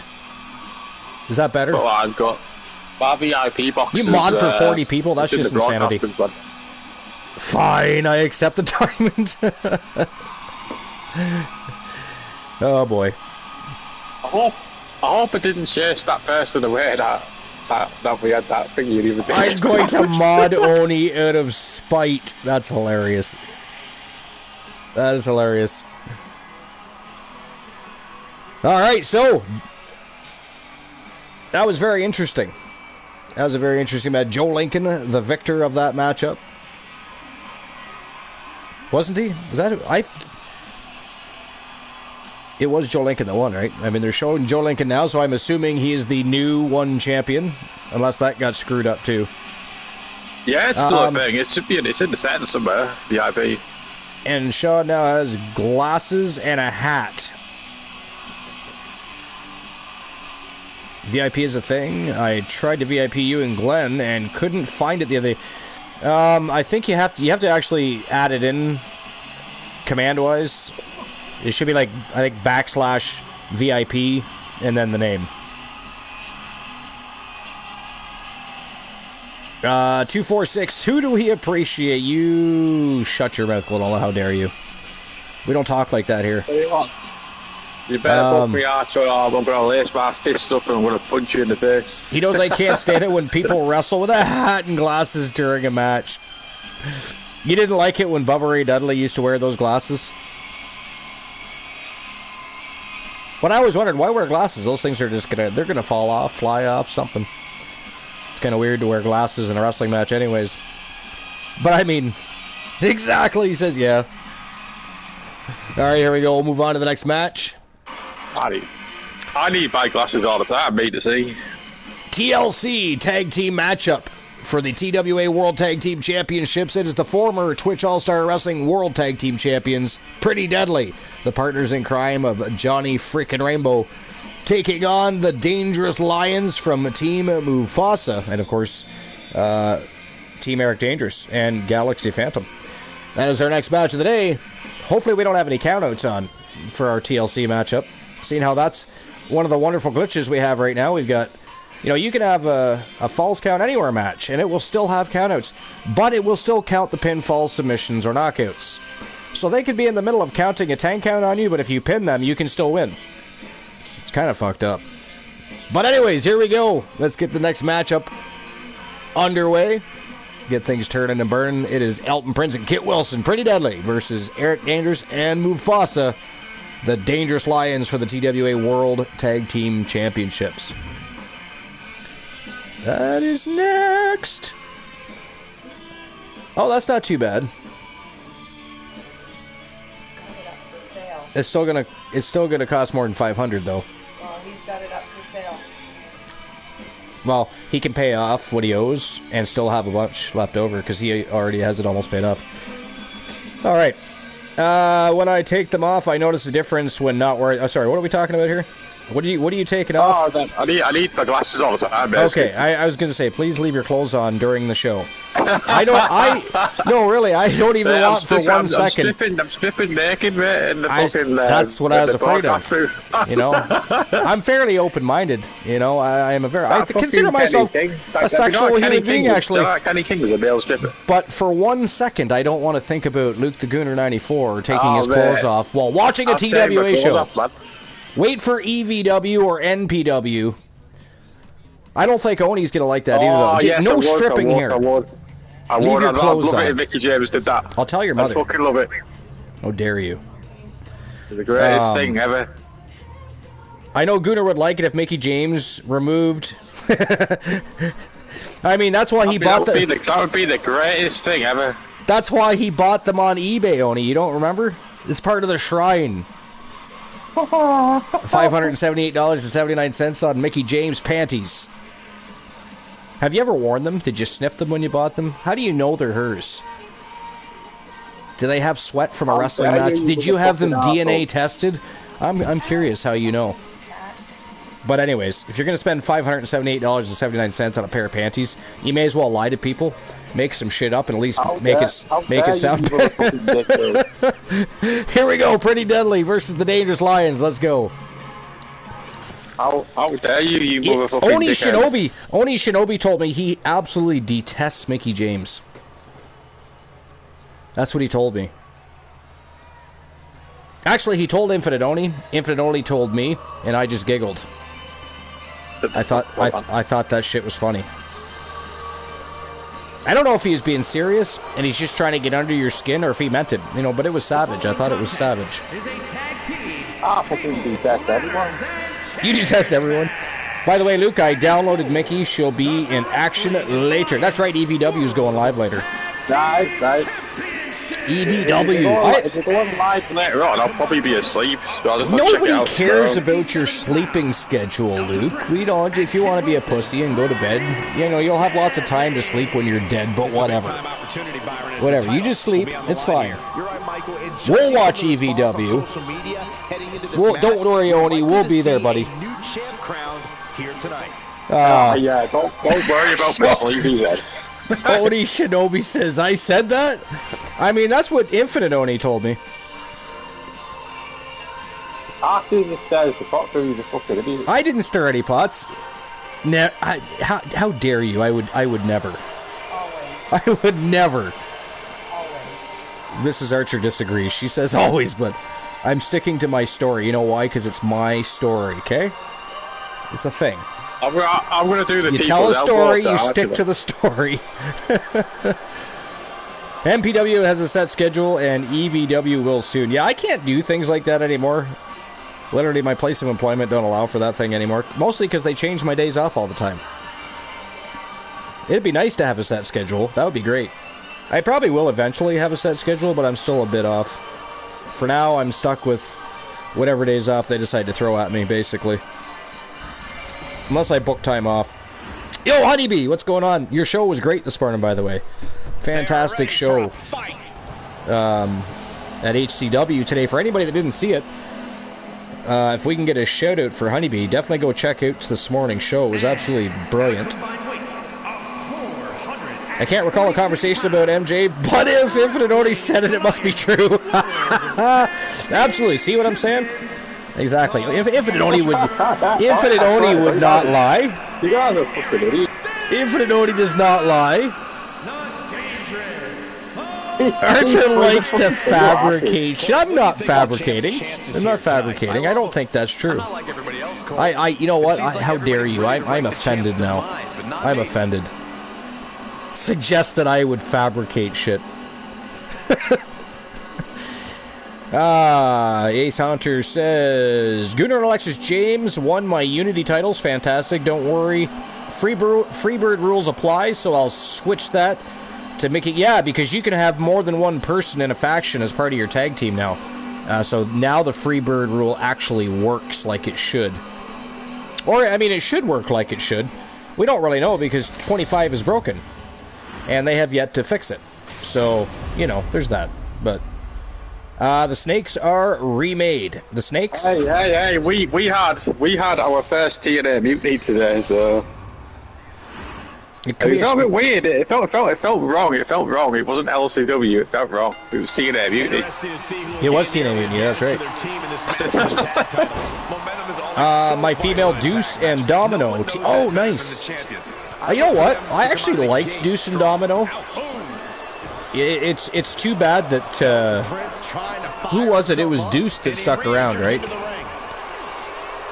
Was it Deuce or was it Domino? But either way, they didn't. They fucked up during a spot in a match, and were kind of released shortly thereafter. They were pretending to be a cameraman, supposed to be doing a specific job, and didn't exactly do that, and with the wrong people involved. But it's too bad because Deuce and Domino were actually fun to watch. I thought they were good too. I have to watch the VODs for TNA Mutiny and the HCW show. Yeah, HCW was fantastic this part. So was TNA Mutiny. It was a good show. I was there watching Luke the Gooner 94 do his thing. He's Sim Snuka. Okay. Yeah, well, I knew he was a Snuka. I just wasn't. I couldn't remember if it was Deuce or Domino. I feel like it was Deuce though. Right on the chin with the last one. But yeah, I knew he was Jimmy Snuka's son. Back into the ring here. I mean, I don't think he was as good as Jimmy was, but he made, you know, he was, for what he was doing as part of the tag team, I thought they were entertaining. Back to watching some Ghost Adventures and lurking. All right, Oni, thanks for being here. Thanks for the lurk. Enjoy your show, my friend. Make sure you actually post on our Discord when you're live from now on so that we know and don't have to, you know, like guess when you're live. Although I guess if you all motherfuckers turn your notifications on, you will know because you should already be following Oni Shinobi, F you. You should already be following. Today, Glenola is Jimmy Uso. Luke the Gooner's Lil Joy Nightmare. We haven't seen Lil Joy Nightmare in a long time. Returning to the ring now. I think Glenola is still winning at poker. Is that true, Glenn? Are you still winning at poker with the, This is ridiculous. This is insulting. What was it? What did you have? A shot like that to the ego could really shake you up mentally. I think he's winning at dice, too, or somebody is. And now with him going for the table, we're appetite for destruction. Somebody's winning at something. Glenn says as far as okay. Ace Hunter's driving a bicycle. Nice. Did you got a little bell on that bicycle? Yeah. Is there a little bell on that bike? I'm curious. 2 pairs. 1s and 2s. 7 high. Yeah. So, yeah. Unless somebody's beaten 2 pair, then that would mean Glenola's still leading. And he was leading with a 6. Someone's beaten the lead. And then a 6 and a 4, I think he has for dice. Or somebody did. I believe that was Glenn too, though. This could be it. He could end it here. Oh yeah, he confirmed it right there. I also have 6 and 4 on dice. So yeah, he's leading at poker. He's also leading at dice, and so far, no championship-worthy teams. Nicely done. No championship-worthy teams yet. Yo, Helldog, welcome in. Episode number 633 today, my friend. We're on I think our 4th matchup now. 8 of 9, and it is former Twitch All-Star Wrestling champions taking on TWA champions today because with the debut of TWA Underground meant the closure and the end of Twitch All-Star Wrestling. Whatever tag team is on the docket, the mayhem multiplies. Here's the proof. Ladies and gentlemen, that is it. That is all. I don't know what happened there. I think that was a pinfall. Was that a pinfall? Although, to be fair, pinfalls and submissions have been, over time, allowed in TLC matchups, but I didn't know if somebody took the titles down because I wasn't paying full attention. I was reading chat during the ending there. I feel like that might have been a pinfall, though. Infinite Oni says, we win again! Yeah, you're champions again, Oni. Here are your winners, Elton Prince and Kit Wilson. Pretty Why are they not being awarded the championships? Escape the brutality of TLC with the win. I lost count of all the amount of I swear to God, this game is just a pile of shit. Is it because they did a pinfall instead of climbing the ladder? They just don't get to hang on to the titles? They will be given those. They just won that match. So, ladies and gentlemen, the winners of the match and your new TWA World Tag Team Champions representing Team Infinite Oni. It is the partners in crime of Johnny Freakin' Rainbow, Kit Wilson, and Elton Prince. They are Pretty Deadly, and they are your new World Tag Team Champions, so congratulations. Oh yeah, that's right, and Honeybee. I keep forgetting that Honeybee and Infinite Oni are sharing Pretty Deadly. It is like a foursome. Actually, it's a fivesome. Because there's Oni, there's Honeybee, there's Johnny, Kit, and Elton. That is a fivesome. It is a busy locker room when they are done, especially after winning matches. And you don't want to know what goes on behind closed doors, believe me. You don't want to know. Jeff, the Hardys are defending the belts on the Rebellion against the Nemeth Brothers, aren't they? Are they? Yeah. I could see the... I think the Nemeth Brothers might win. I think the Nemeth Brothers might win. That's what I was just going to say. I could see the Nemeth Brothers winning. I could. It's alright, just wait until Damage Control wins a match. Oh my. Oh my. But again, congratulations to Team Honeybee, Team Infinite Oni, Johnny Rainbow, and of course, Kit and Elton Prince. Pretty Deadly. Once again, wearing gold around their waist. They are your TWA World Tag Team Champions, so congrats. Here we go. Next match, 2 out of 3 tag falls matchup. This is a matchup between the Unholy Union and the Outlaws, Amber Extreme and Dr. Britt Baker. Of course, the Outlaws were the Twitch All-Star Wrestling World Tag Team Champions. That show is no more. It is no more. That show has ended with the debut of TWA Underground. So, Dr. Britt Baker and Dangerous Amber Extreme, now going by the real deal Amber Extreme, will be facing the Unholy Union for the World Tag Team Championships here on Wrestle Wars Genesis. So who's walking out TWA World Tag Team Champions today? Will it be the former Twitch All-Star Wrestling World Tag Team Champions, or will the reigning defending TWA World Tag Team Champions retain those championships and make a statement to the Outlaws? We're going to find out. What do you guys think? Swear jar time. That is the second one of the day, you vile creature, you. How dare you? And I see that, by the way. I see that. That is not nice. I do not appreciate that. I do not appreciate that. By the way, Helldog, how's your day doing? Or going? Doing and going. How are you doing, and how has it been going? There we go. Let's do that. We'll cover the angles. Well, Jack and I. Yeah, I mean, for the Unholy Union, yeah. TWA World titles? Yeah, you did, yeah. And that's why you get a shot at the TWA World Tag Team titles. So you got it. So that'd be kind of cool, though, wouldn't it? Pretty Deadly regains World Tag Team Championship status. Imagine if the Unholy Union's able to pull this off. That would be kind of cool, I'm not going to lie. Yeah, it does. Johnny Rainbow really does suit Pretty Deadly. You shut up, Ace Hunter. It is not funny. Do not encourage Glenola, please. He is villainous enough. Do not encourage Elijah Archer in the broadcast booth because he is a fucking idiot. And Luke the Gooner is you know what it is, guys, ladies and gentlemen. You just have to excuse Luke the Gooner 94. It's because he's fucking British. He just says shit. Fucking shut up, man. Open those betting lines. Ace Hunter wants to make a bet on this matchup. All right, we can do that. I'll open them up right now. And how dare you, Glenola? I do see that. I do see that, you sneaky little bugger. That is 2 swear jars tonight. What is wrong with you people? What is wrong? I bring you the very best in fantasy wrestling excellence.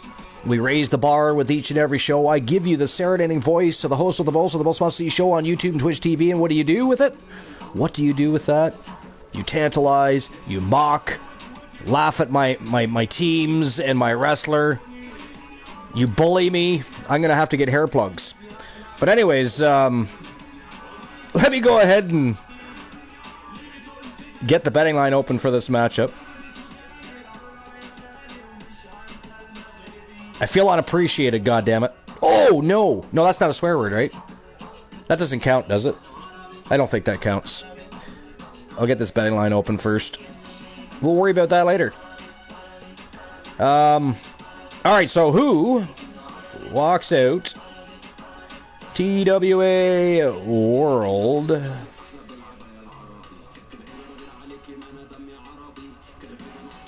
Why can't I spell today?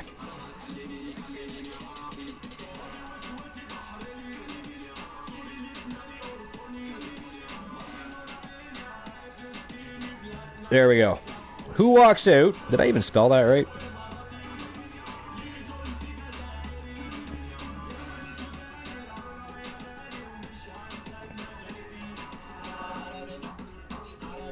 There we go. Just making sure I got shit spelled right. Alright, so who walks out TWA World Tag Team Champions? It is 2 out of 3 tag team falls.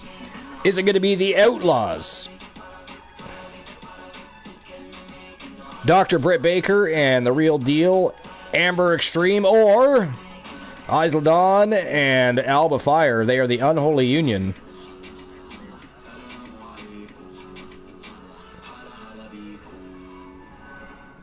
And they are your reigning defending champions. 10 minutes to make your bets. And there we go. Betting lines are open as requested by Team Ace Hunter. So there we go.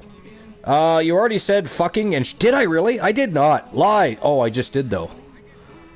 I did. Did I really, though? Or did you just catch me twice with one swear jar? Now I'm concerned. Yeah, put him in jail or look away the key. I don't remember. Did I swear? I remember saying God damn it, but yeah, I thought... You did. I said fuck and shit after all that stuff.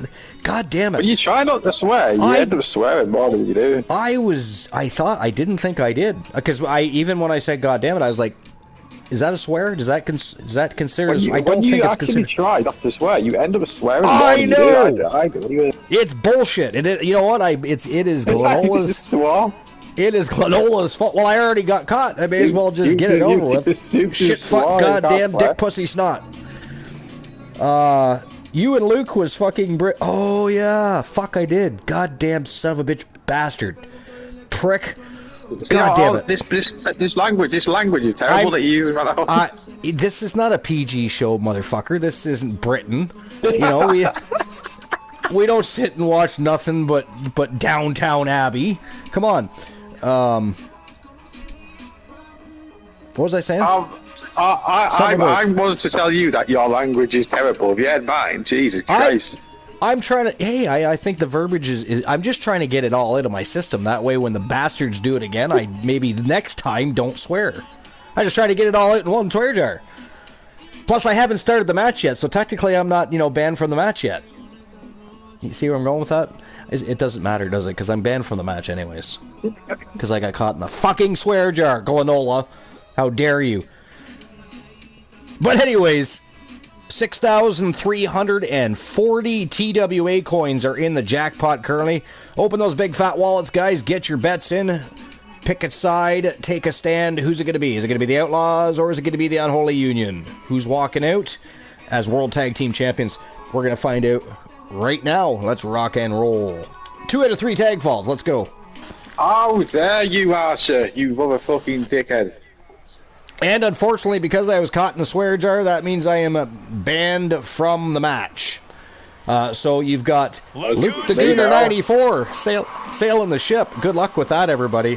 Now's a great time to discuss Mickey James in depth with Luke the Gooner 94. I'll be back after the match. Enjoy. Heading into this match, we're likely to see a new champ crowned here I'll run this show, man. My stream now. Sorry, our broadcast, we don't need to stream it.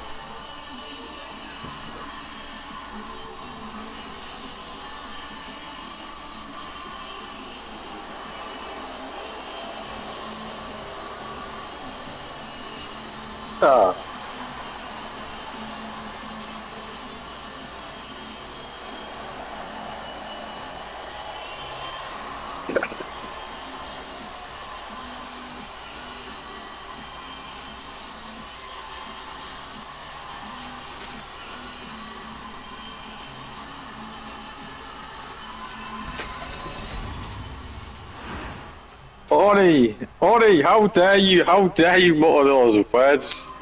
It is not Michelle McCool. Fuck, Here no. comes the unholy union.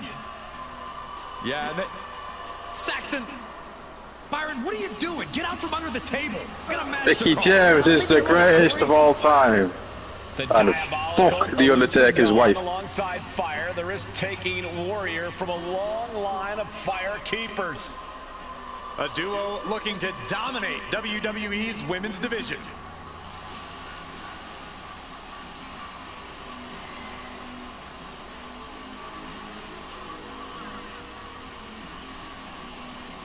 How dare you say that?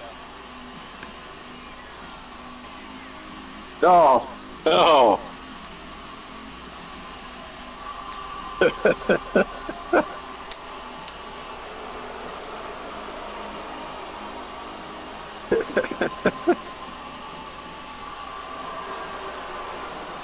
There is no telling what lengths these two will go to in order to win this match.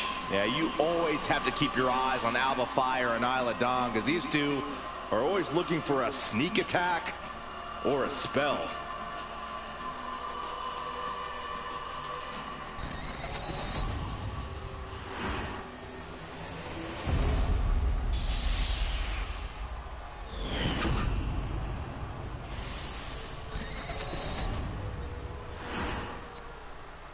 The following How dare you bring up Michelle McCool while I'm on broadcast booth? How dare you, sir? Motherfucker. Championship! Introducing the challengers, the Captain Dangerous Amber Extreme and Dr. Britt Baker, the Outlaws,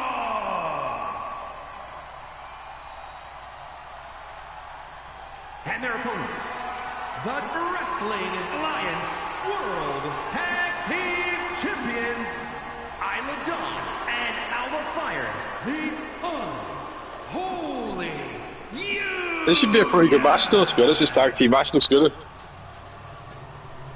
Alba Fire and Isla Dawn. So that's Isn't what it? it's That's all the about. name of it. The tag team Isla Dawn. titles.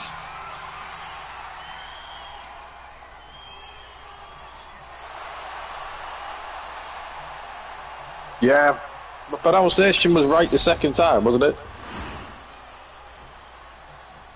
Isla Dawn, and she's Scottish, isn't she? Big matchup for these tag titles underway. As a former NXT tag champ, if I could have another tag title match, I'd probably choose a challenge for these. With me as your tag team partner, right, Corey? Almost, if you meant anyone but Is she the one who got? Is she the one who got released? Getting her set up for something in the corner.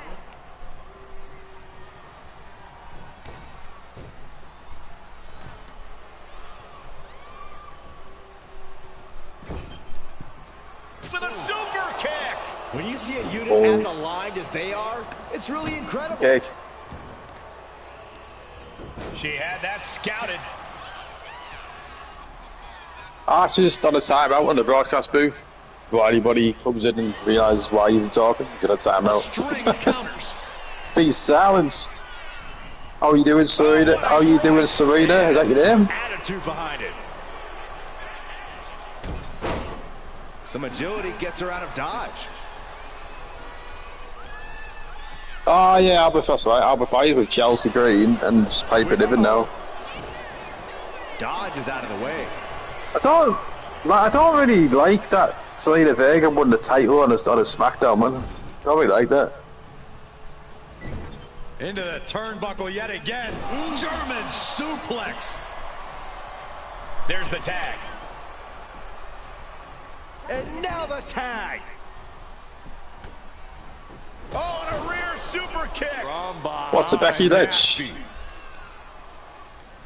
Stomp to the leg. Ooh. I think Becky Lynch is the best for Horsewoman to me. I always have. I think she's I always thought she was better than Charlotte. I thought she was better than Sasha. I thought she was better than. You have to dust Always yourself thought off she was and the best one. refocus if you want to win this one. A sound strategy, Corey. That resilient spirit is especially necessary here. The champion taking the high-risk option to retain the title. Oh, she could do it here. Emphatic kick out for the challenger. Not even a near fall there.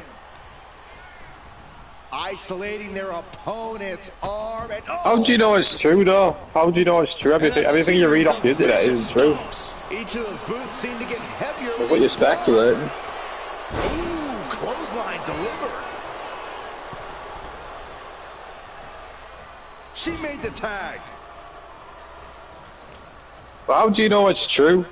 Because people are idiots. Well, I'm not saying you're an idiot, but a lot of people believe stuff that I read straight away and just think like, oh, the dirt sheets report it. Does it come from a reliable source? Put into the corner. What could be next?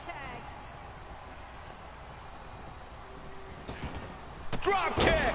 Wow. Solid teamwork, but let's not forget the champs have solid teamwork of their own too. And well-timed maneuver there. Here's the cover. The champ avoiding a 1 count. Just looking for ways to wear out her opponent. I haven't listened to it, nothing, to be honest with you. Tag. I always thought Becky Lynch the best for horsewoman than me. Big boot. Nothing fancy, but very effective. I've always found Becky interesting, like the character and that, the man and stuff. Did you see that? Propelled through the air.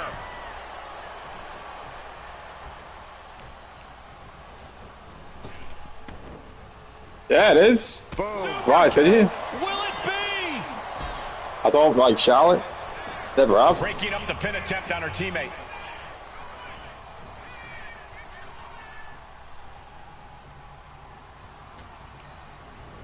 Placing her in the corner. Tags in their partner, holding the opponent, ascending to the top rope. Ready for takeoff. Are we headed towards a title change? I'm not saying that. Cover. 2. Oh, and a kick. Yeah, I hate Charlotte. You hate Becky, I hate Charlotte. I like Becky. She's tagging out. I don't really agree with how Bayley got replaced, though, even though I like Becky. I can agree with you on that. Uppercut. Man. Oh, look at this. So And if you like Charlotte, I couldn't give a fuck, honestly. I just like to joke around. Aggression that won't be contained. turns it around. Then he don't give a fuck, honestly. What's next? And makes the tag to their partner. I'm not saying she sucks. I just don't like her. That's all I'm bad. Goes into the corner. Here's a tag. Opponent off the ropes. Double big back body drop. I'm probably going to go off and watch Rebellion when Archie gets back. Showing off their deadlifting prowess and just tossing their opponent like they're nothing. Yeah, but again, my favorite is Mickie James, and I think she's the greatest women's wrestler of all time. And you can call me biased all you want. I don't care. If you want to. That will keep Dawn at bay. Gets herself out of harm's way. What a display of strength here. Well, you seen how I was the other day with Mickie James, so I can't really sit and blame you for being the defensive about wrestling. Like I will always. Inflicting on one another. You know what I mean? I like one of my favourites is CM Punk, and I know a lot of people in the Archieverse don't like CM Punk. CM Punk's one of my favourite wrestlers. Tag made.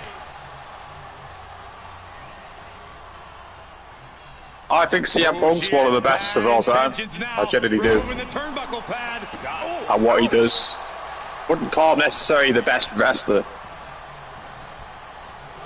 Leaning her into the corner. One of the best entertainers of all time. I love these Pro Bowls are incredible. Top tier. He's wrestling. I think his wrestling's good as well. I do think he is a good wrestler. He's better talker though than he is the wrestler, I'd say, but. No, you don't listen. You don't have to like it, but she has actually improved a lot, honey. Like she is actually pretty good recently. Oh, I mean, like you have to. Sometimes you got good credit's due. Credit is due. I don't fucking like Logan Paul at all, but you know what? He has done pretty good, man. I don't like him though. Genuinely don't like Logan, and it kills me to say this.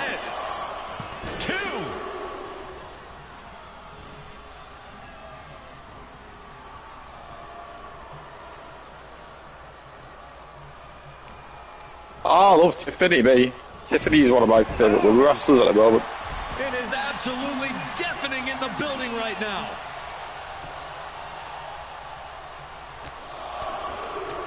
Oh,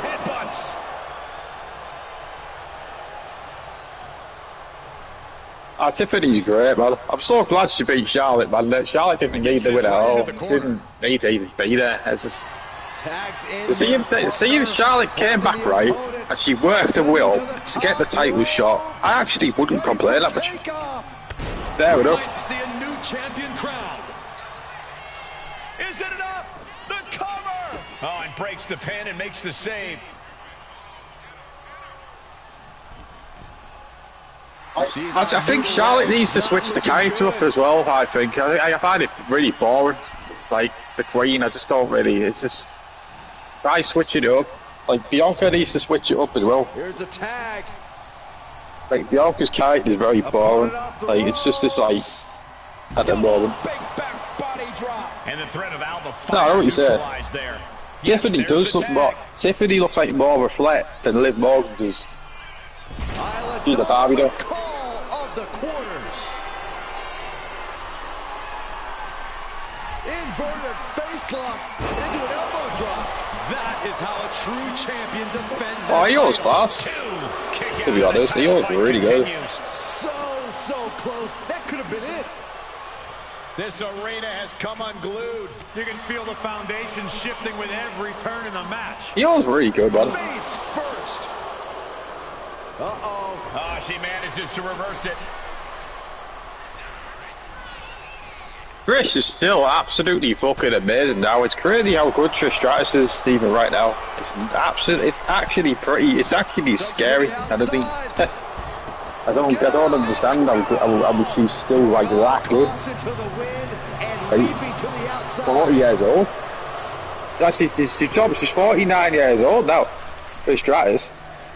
Would you look at this? She is removing the Jenny has not lost it at all. I don't. Never ages, man. Face plant.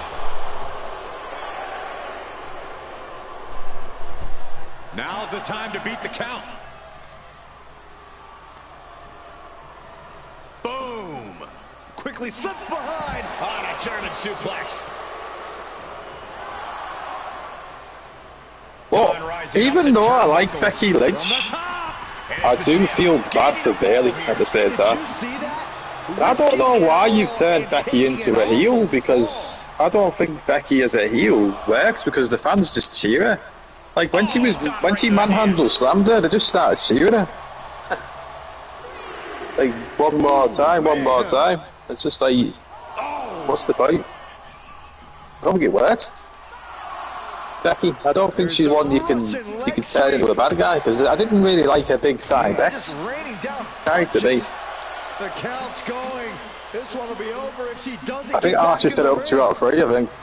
A little cockiness here from Dawn. Big time Bex was not really a good character. Beat the count.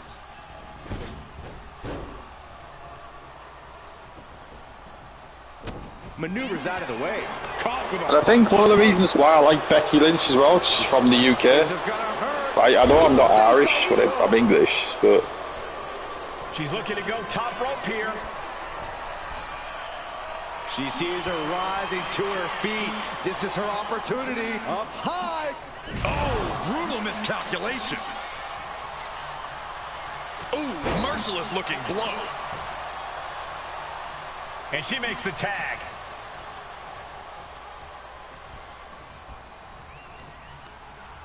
Wards that off. What a response. You know, we can stay here, guys. Kick right to the leg. There's the tag. I've got TNA Rebellion on the matches look pretty good, man. Like this Ultimate X match is pretty good so far. Let's start off with the Ultimate X match. Oh my God. I don't really know anybody in the match apart from Matt Cardona, right? Caught in a bad spot. Matt Cardona's good, man. Down into the shoulder. Wow, that hurt. She tags her partner in.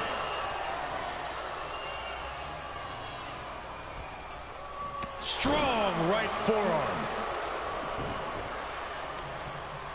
Oh shit! How about without the ring? I won't spoil it for anybody. I won't say any results. Well, it's on. Anybody wants to watch it? Follows up, shoulders down. Dawn diagnosing her target. Do you guys agree with me on this or not? Sometimes I watch NXT, right? And sometimes I think NXT is sometimes better than Raw when I watch it. I swear to God. Like, sometimes I enjoy NXT more than Monday Night Raw. I'm not saying it's the better show altogether. I'm just saying sometimes I enjoy NXT more than the actual Raw. Tag is made, tandem offense on the horizon here. What do these two have in mind? I genuinely I know, right? I genuinely like. I enjoy NXT sometimes more than Raw. Like, but I haven't always watched NXT as a thing. Cover. And the champs retain. Like. And I have returned. Absolute amazing match. And that is it. That is all, ladies and gentlemen, the winners of the match. And still, TWA World Tag Team Champions, representing Team Infinite Oni and Team Sir Jack the Great. It is Alba Fire and Isla Dawn, the Unholy Union, going home with their tag team gold. And I would say, how dare you, Glenola, for kicking me off the broadcast during that matchup. But you know what? That was an absolutely fire match, number one. Number two, I actually got to watch it without having to worry about... Because we had Luke the Gooner sail on the ship. He had everything covered. However, how dare all of you for having meaningful wrestling conversation while I was off the broadcast? I could not respond, I could not answer anything, I could not interject my opinion. So how dare all of you, while having that conversation you guys were all having about, things you do and don't like, Tiffany Stratton, NXT, and, everything else you were talking about while I was gone. How dare you? How dare you not be able to have a conversation? How dare me? How dare Glenola? He's the one that I did not trap myself in a swear jar. That is not what happened. That did not take place. That was Glenola. Joke time. All right, we can manage that. I have to also issue the payout before I forget, because Ace Hunter requested a betting line. How dare he? The Unholy Union were the victors. Take home the win tonight. So there we go. Payout issued. It was over 6K. I think it was 6,300 and something. But anyways, goes to Ace Hunter and Serene Smoke. So congratulations on the jackpot win. The joke time. All right, let's see what we can do for a joke here. What are your thoughts on that Logan Paul's new finisher? Do you like it? Logan Paul's new finisher? I mean, I like pretty much anything Logan Paul's been doing. Like that finisher is actually pretty sick. That it's like out, right? No, it really is. You're not wrong. Like he lifts him up from behind, and he kind of drops him on the head or something. Pulverizer. I hate Logan Paul, but that finisher is sick. No, yeah, it is. All right, Glenola, what's the difference between Outlaws and In-Laws? And of course, we're not talking about the Outlaws that we just saw lose to the Unholy Union for the TWA Tag Team Championships. Fantastic match, though, by the way. Oni, you and Jack have got a gold mine there. I mean, they not only did they shock the world by becoming the TWA World Tag Team Champions, they just retained the World Tag Team Championships against one of the best teams in TWA history in the Outlaws. Fucking fire. But yeah, Glenola, what's the difference between Outlaws and In-Laws? Outlaws break a law, In-Laws break your spirit. No, but that's fucking pretty funny. That's pretty funny. I mean, I don't have any issue with my In-Laws, I'm going to be honest, but you asked for a joke, I'm telling a joke. It happens to do with In-Laws, just not mine. But yeah, what's the difference between Outlaws and In-Laws? Anybody else can feel free to answer that question. Joke time. Oni's telling a joke. What's the difference between beer nuts and deer nuts? So there's two jokes you have to answer. What's the difference between Outlaws and In-Laws? And what's the difference between beer nuts and deer nuts? What is the difference? And again, congratulations to Team Infinite Oni and Team Sir Jack the Great. That was a badass tag team matchup. I was reading when Oni figured out that it was actually a 2 out of 3 falls match. That question mark, I could hear it in his typing. He was thinking, "What the fuck is this? Why are we in a 2 out of 3 falls tag team matchup?" I could hear it. He wanted to choke me. How dare you, Oni? By the way, why do you have to be so violent like that? Why, oh why? How dare I? How dare you? No, how dare you, sir? Open those betting lines. All right, next match of the day. This is an Iron Vixen matchup, and I say Iron Vixen because they are not men. They are not men. That is Nightshade from Team Sir Jack the Great. And, of course, we all know who Callie Carter is from Team Ace Hunter, the reigning, defending TWA television champion. And, of course, Nightshade. Nightshade was the pure wrestling champion for Twitch All-Star Wrestling, so that is why she is getting a shot at the TWA Television Championship. Again, anybody that was a former TAW or Twitch All-Star Wrestling champion when the show was canceled were automatically getting shots at the TWA Championships. That is what we're doing here. Next matchup, though, Iron Vixen matchup. Nightshade and Callie Carter. TWA Television Championship on the line. The second oldest championship in 6 seasons in TWA history.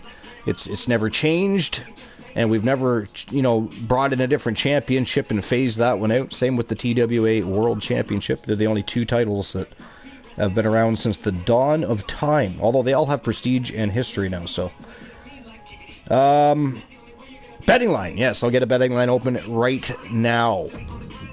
Before you get on my case about it, hold on. Can I talk about how good that fucking TLC match was on SmackDown? Yeah, you can, because it was. Why the fuck it was not on WrestleMania? Oh, you know why? You know why it wasn't on WrestleMania? Because that show would have, or that match would have outshone the rest, just like the Ethan Page and Ricky Saints match. I gotta agree with you. That was fucking sick. That was an insanely good matchup. And I didn't think it would be that good. I thought I'd probably do a couple of cool stuff and that'll be it. Between that match that we just saw on SmackDown and the Ricky Saints and Ethan Page matchup, those both should have been at WrestleMania. Both should have been at WrestleMania, for sure. Alright, so I'll get the betting line open here.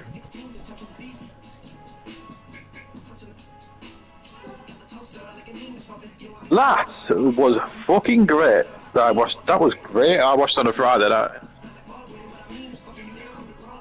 Alright, how the fuck was that a WrestleMania?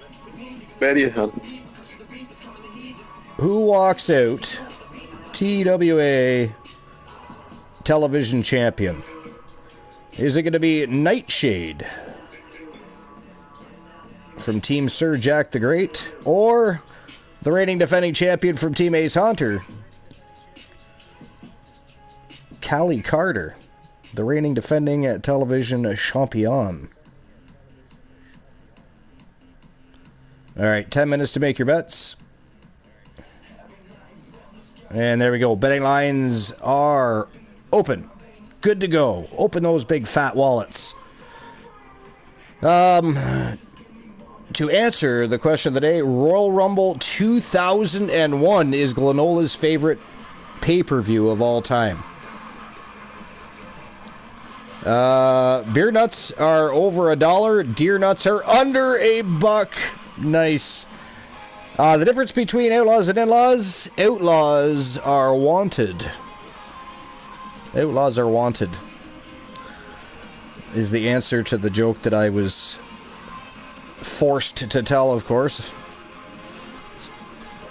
It's not comedy hour. I didn't decide to just tell a joke for fun. Glenola seems to be in the mood for villainy since arriving on the scene. To be fair, he was the second person, though. Not the first person of the day today to catch me in a fucking swear jar. No, he's the second. So there was somebody before him. I wonder who that was. End of the second period, Canadians lead the Capitals 2-1 for anybody watching hockey or into hockey. It is the Stanley Cup playoffs, of course. But here we go. Nightshade versus Callie Carter. Television Championship is on the line. Let's turn and burn. Turn and burn. But yeah, those two matches, those are matchups they should have had at WrestleMania. They would have literally outshone all of the other matches. All of the other matches. Which is likely why they weren't on there.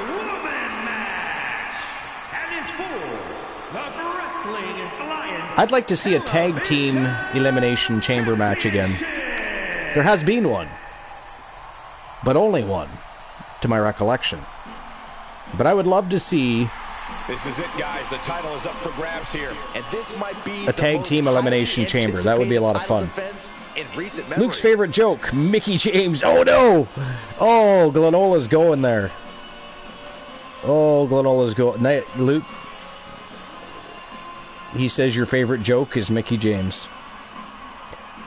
Here comes the rating defending. Glenn, how fucking dare you, mate? The rating and defending Action Zone Continental Champion Nightshade. Yeah, Glenn bastard. She was the first. The Glenn Nola's a fucking crazy man. Yeah, well. Here comes a woman Glenn is a little crazy. Glenn is just Glenn, man. Get used to it after a while. Joke time. Drew McIntyre's world title reign. No kidding, Odie. You might take him a little bit thingy, but once you get to know him, he's just Glenn. Ace Haunter says, I don't know who could have swear jarred you. I'm just an innocent manager watching his client, the Devil Queen of Blood, Callie Carter's match. Yeah, okay. Yeah, because we're all falling for that shit. We are all falling for that shit. To be honest, I'm actually going to watch TNA Rebellion, so I'll do that. That's right. Callie Carter is a double champion. She's the. I will mute my mic for this match. She is the inaugural TWA Underground World Champion, and she is the reigning defending TWA Television Champion. She was the first double champion of the season.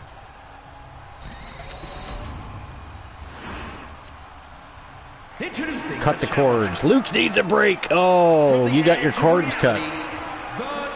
That means you can't talk on the broadcast for this matchup, Luke.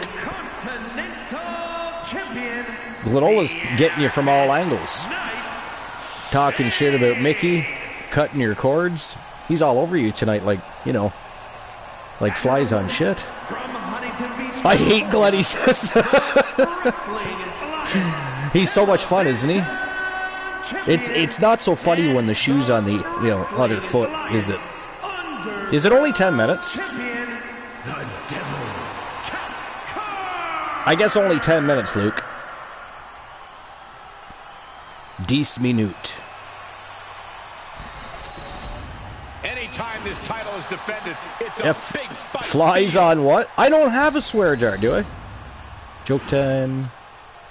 Joke time. Lies, there's no swear jar. This right here is the championship that gained absolute in short order, guys. Lies. Yeah, I mean, once the title match is called, 'tis bullshit, I say. You know it finally matters. The last redeem was cut the cords, and there is no swear jar prior to that. How dare you, Glenola? But nobody home. Glenola is up to some trickery. He's trying to pull off some fuckery. How dare he? What a counter! Collar and elbow. I wonder if we'll get through this entire Iron Vixen matchup. The last time we had, I mean, our last match was the three Iron Men, and after one fall, they called the matchup. There was, what, 7 or 8 minutes still left on the clock? Yeah, you did, because I thought you caught me in another swear jar. I was going to say, I didn't see one dropped. How dare you? Ghastly. Villainous behavior. Transitions into a side. I mean, can you not just come and watch the matches like everybody else? Enjoy the show? Shot to the I mean, you're not satisfied with just, you know, taunting Luke. No. You got to pick on the host of the show. Getting pushed into the corner. Strong show of strength. Ghastly.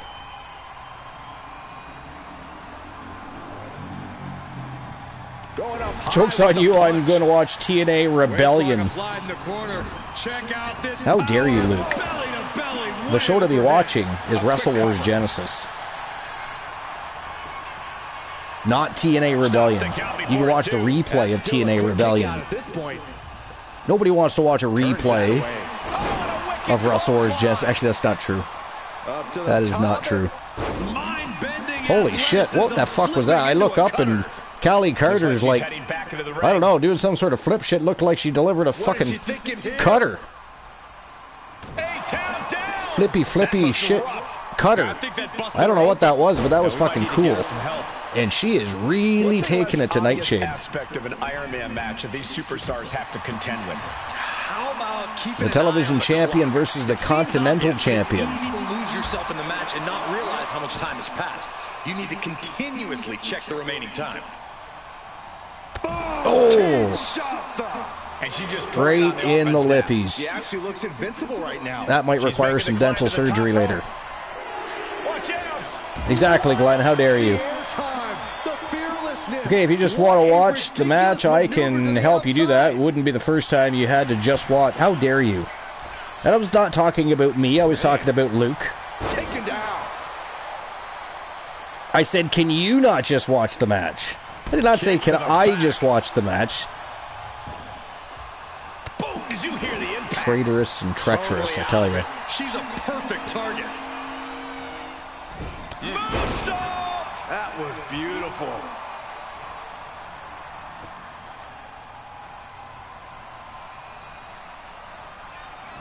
And she heads out to the floor. Obviously was in need of a breather. These guys can't decide if they want to be outside the ring or inside the ring. 11 and a half minutes remaining. Nightshade with the upper hand, but Callie Carter has been dominating this matchup up until now. A shot to the back of the neck. She's managing to get... Oh, she picked the ankle. Got an ankle lock in here. And she is in the middle of that. Oh, nice reversal. Nice reversal. I give credit where credit is due. That was fantastic. This is a great match so far. You know what, though? What the great match is the match that Glenn gave me the match off for. That tag team matchup, man, between the Outlaws and the Unholy Union was absolutely fire. Absolutely fire. How tall is Mrs. Archer, the character, and how much does she weigh? I think I had the character at 5'8". Perfect execution by the champion. I believe it was 5'8", Oni. The champion thought that was it. About 135. On the face of the champion. They both know what's at stake. Neither competitor is going to lose easy here. And that result leaves everyone shocked. Will the shoulder come up at that? The character, not the real Mrs. Archer. Yeah. Yeah, I'll just give you all her dimensions. Chest size. Went for the submission, but the opponent got too close to the ropes. Although her chest size is fascinating to myself. No holding back. We could be here all night. Delicious little treaties they are. I'm not asking for a beating. Yeah. It might be me that gets beat for something you say, though. I just won't say anything. How about that? How about that? That sounds to be like the smart thing to do. Just saying.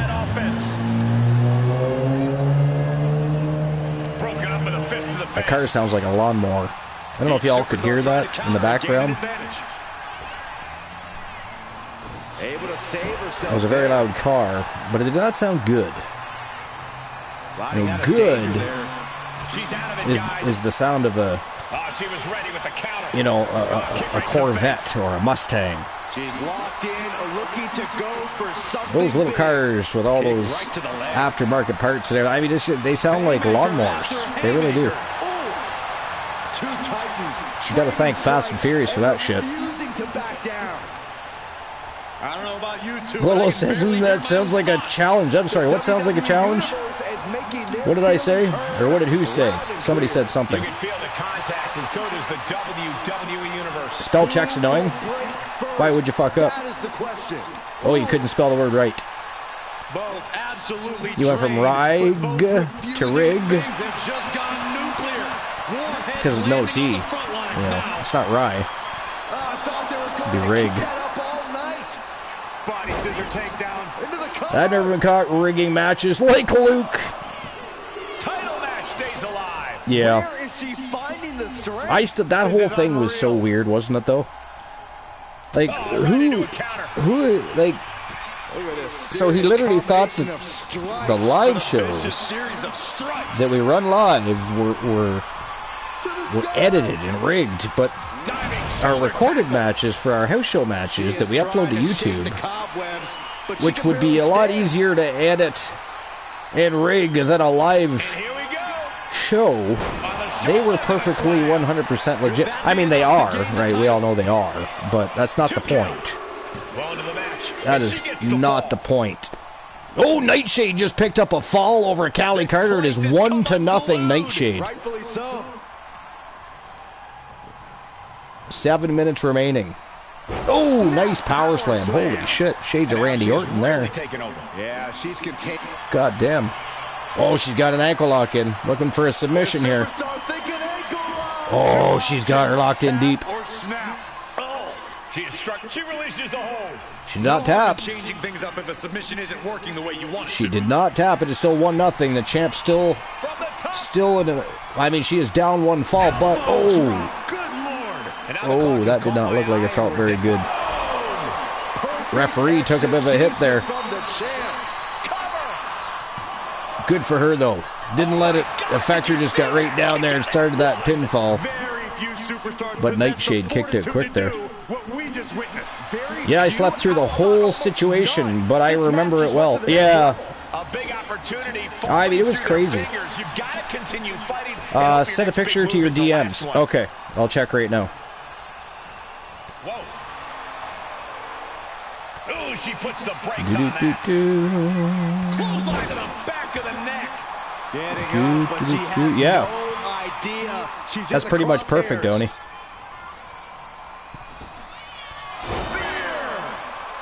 I wasn't going to make her attire gold this year, but that looks good, so whatever. The champion. It is 1-1, just like that. Callie Carter is back in it to win it. She dodges out of the way. It is 1-1. 5 minutes, 45 seconds left on the match. Meant to say on the clock. But technically speaking, it's what's on the match left remaining. So, whatever. That's a well-targeted attack to the body. Whatever. This could be bad. This could be really bad. Evasively. What a back elbow. I figured it would match the TWA logo, so oh, okay, yeah. No, that's fine. Whatever. It looks good. Wow, look at that. The champ is up a fall just like that. It is 2-1 for Callie Carter. Running knee lift. And she's tracking her opponent. Might be ready to put her away. Wow. Huge comeback for Callie Carter. who was dominating the match from the get-go, to be fair. But Nightshade really turned the heat up, got the first fall of the matchup, and since then, 2 straight falls from the television champion. Oh, kicked out. Nightshade was looking for that tying second fall. But things might only get harder from here. And now it's reload time. Time to find another moment to pull out that one more time. This arena is roaring. Archer getting a beating. Well, that must have been the conversation we were having earlier. Okay, yeah. Luke said, I had someone I know kick up a fuss because they couldn't have Dakota Kai, and I explained that someone else had her, like, multiple times, and they kicked up a fuss and just stormed off, and it is 2-2 with 4 minutes and 5 seconds remaining on the match. I said it again, I meant clock. Good God. Anyways, and had her multiple times, they kicked up a fuss and just stormed off. I just told them that I don't care for that. Basically was silly. Yeah, I mean, if you explain the situation, I don't see that why that's a reason to get upset. Just said that is fine, you can leave. Ace Hunter said, yeah, I slept through the holes. I already read that. We do not need to read what he has to say more than once. He is not that special. The clock is dwindling down as we enter the 4th quarter of this Iron I think I'm caught up on chat now. Oh, wait. No, that's just Glenn rolling. Attempting. Aren't you already leading it, Dice Glenn? Her legs are wobbling, but that's the least of her problems. Honeybee has Dakota here? Yeah. She does, yeah. No, he was talking about LCW. Certain kind of crazy to even think about attempting that kind of offense, but I can't say it didn't pay off. She does. No, yeah. We get that, Luke. You have Io and Asuka. Joe has Kairi. Yes. And saw what was coming there. That's another thing. Oni. Io Sky was up to some fuckery earlier. What says you about that, sir? How dare you and your team? Although I guess, to be fair, it was a Bloodline rules match, and Alundra Blaze did need to have some peeps. It's not like she's known for like running with a stable or a faction, or, you know, she was a lone wolf. Late in the match, and she scores a fall. Oh, I think it's 3-2 now for Nightshade, unless I missed something. Nightshade might be in the lead right now. And the cover. And put it on the board. And I believe that makes it 4-2. Yeah, but I don't have 6 and 6. What do you mean you don't have 6 and 6? Oh, gotcha. You're trying to get a 6 and a 6. Never mind. Well placed knees to the I gotcha. The champ in a very bad way. You didn't see any fuckery? Taking a beating tonight. I don't think she's got much left. What do you mean? Well, no, technically not. You know, it was a Bloodline rules match. Like I said, Alundra Blaze did need to have somebody in her corner. Now an imposing onslaught of attacks in her direction. She's definitely got to try something new here.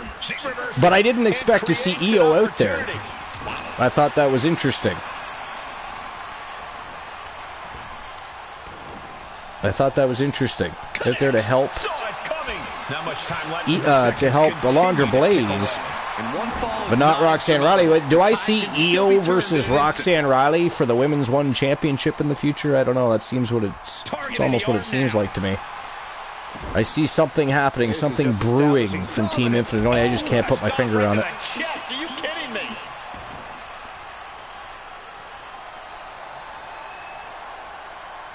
Yeah, it was just annoying because I was late starting and actually booked his other 2 wrestlers. Zach Payne says no one is special. This is true. Let's go. She just released the hold. I mean, we can put the title onto somebody, right?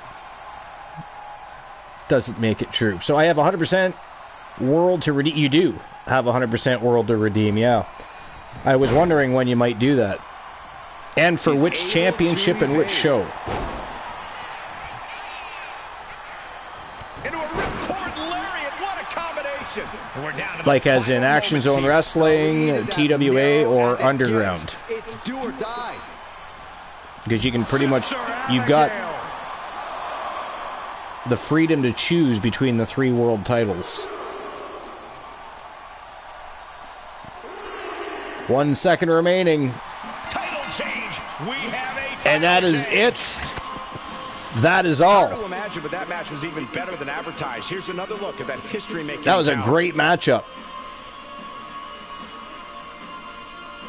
But we have a new champion. The title changes hands. So, ladies and gentlemen, the winner of the Iron Vixen matchup and your new TWA television champion from Team Sir Jack the Great, it is Nightshade going home with the gold, and she is a double champion because she is also the Action Zone Wrestling Continental Champion. So congratulations to Team Sir Jack the Great. Nightshade with a big victory over Callie Carter, a absolute savage in the women's division. She's a multiple-time champion. That is a big victory. Your dad was a huge wrestling fan. Was definitely weird not being able to talk about Mania with him. Yeah, I can understand that. TWA World Championship, Karrion Kross with Scarlett. Okay, excellent. So that'll be our main event.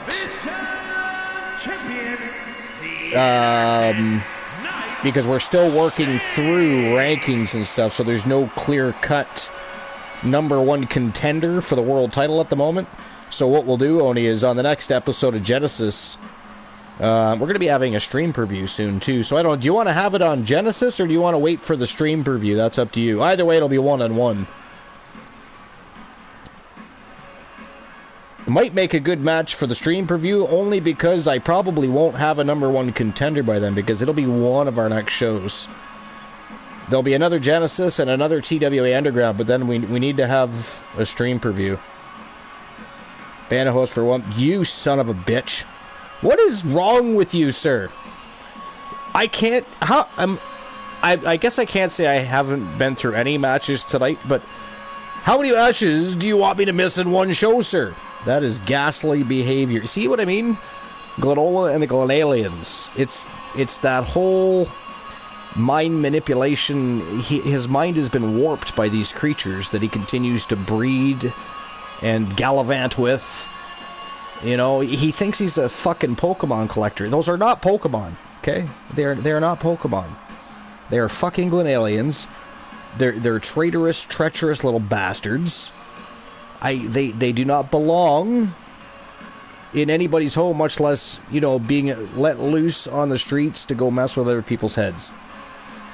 How dare you? I have to issue the payout, too.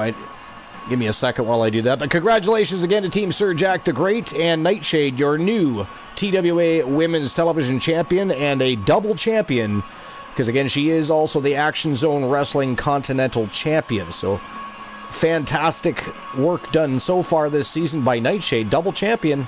She is undefeated in singles competition. And what a way to start Season 6 for Team Sir Jack the Great. Not to mention... I'm going to head off for you anyway. I was watching Rebellion on my phone as well. All right, Luke.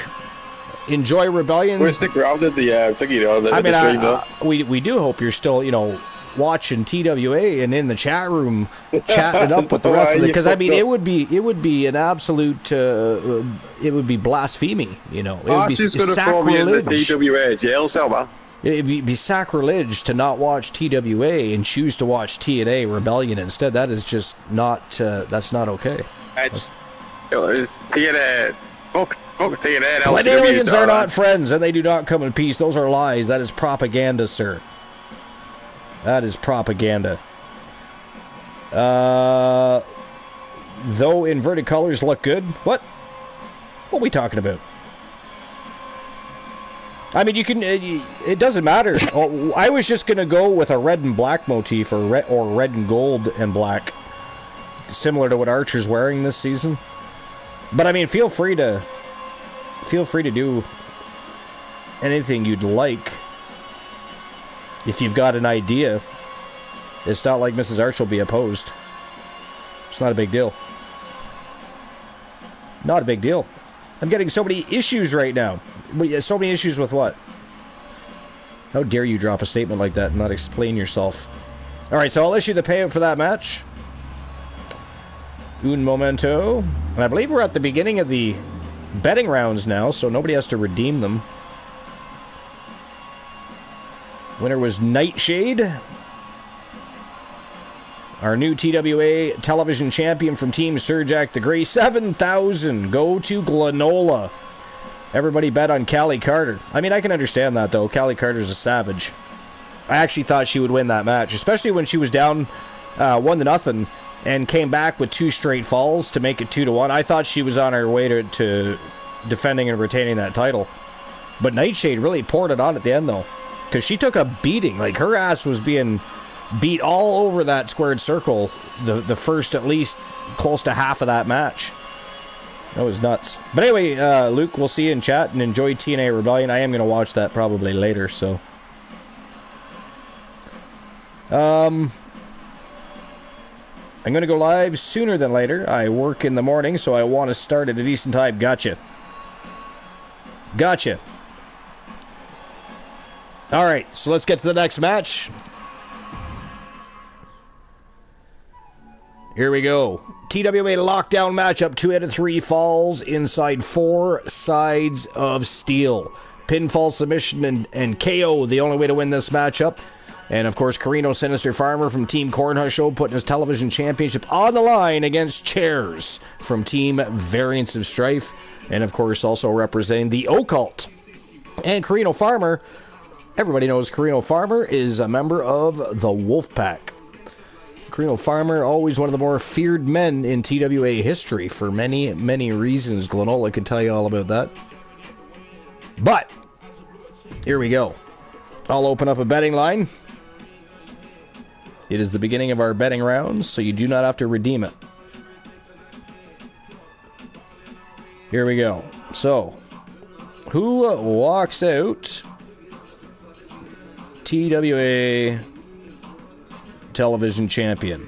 Is it going to be Chairs, the former Twitch All-Star Wrestling Pure Wrestling champion from Team Variants of Strife, or Carino Farmer, the reigning defending champion from Team Cornhusk Show?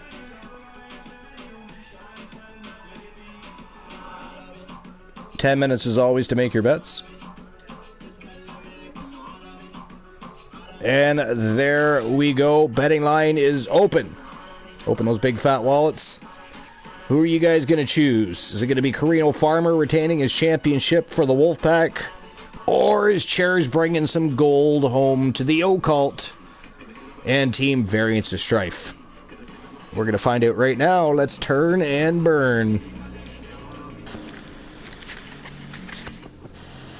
And, oh, that's right. I can't commentate or talk to anybody during this matchup because I've been banned from the match. Because, you know, our loving Fam Jam member Glenola likes to come in. And, you know, although he does like to subscribe and give people gift subs, there is that. That's always generous. But then it's always followed up by bannings and swear jars and cutting of the cords. As it is, yeah, he bit me in my ass, so I have to leave the broadcast booth for this matchup. Enjoy the match. I'll be back when it's done. Get your bets in and get that jackpot going. Don't be cheap. Open those big fat wallets right now. Take a stand. Pick a side. Who's it going to be? Who is walking out with the TWA Television Championship? You have 8.5 minutes to decide and place a bet. I'll see you after the match. The challenger with a confident look on his face. More than ready for this title opportunity.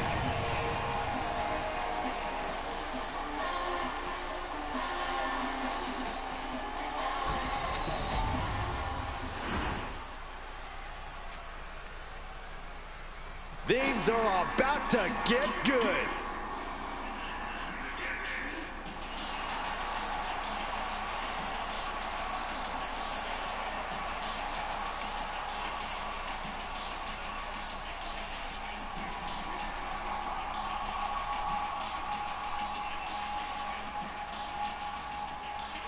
Big match here, guys, as the title will be on the line tonight. And the champ has looked dominant of late, but all it takes is one wrong move, and that title could be going home with somebody else.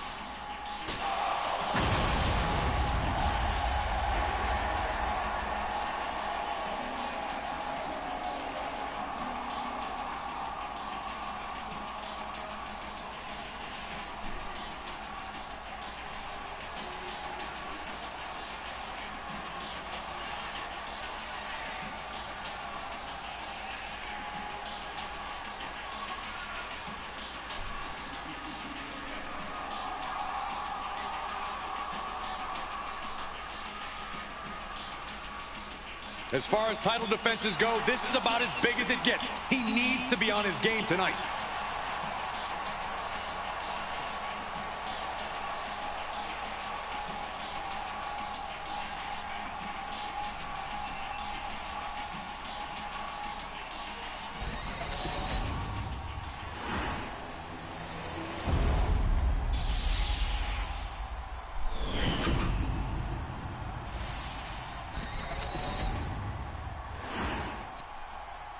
Introducing the challenger from Mount Olympus, weighing in at 228 pounds, the Chosen One.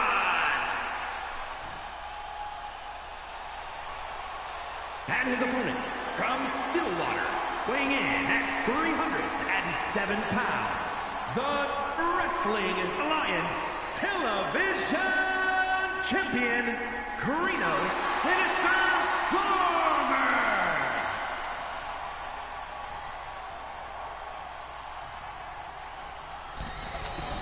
With this championship title in play, you can expect this match to be something special.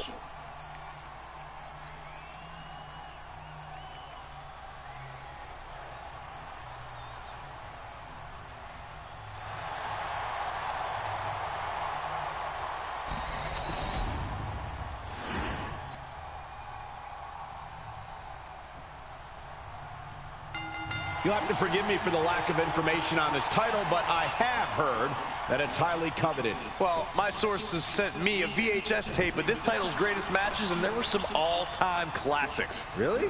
Hey, can I borrow that tape, Corey? Absolutely not, Saxton. I'd be doing a disservice to my sources. Oh, from the rope.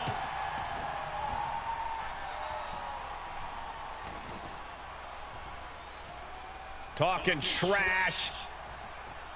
Forearms to the face. And another. Doling out as much damage as possible. Looking to silence the challenger once and for all. Nah, right in the mat, face first. That certainly wasn't pretty. Oh.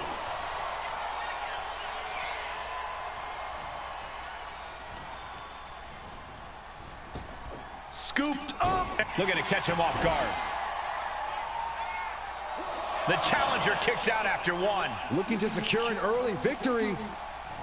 He saw that being telegraphed. Unpacks a well-placed punch. Damage starting to affect the challenger. He needs to adapt if he wants to steal the win in that steel cage. Gets out of the way of that one.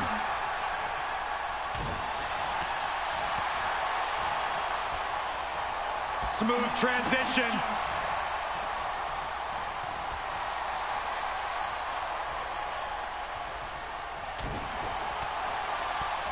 Decimating the knee.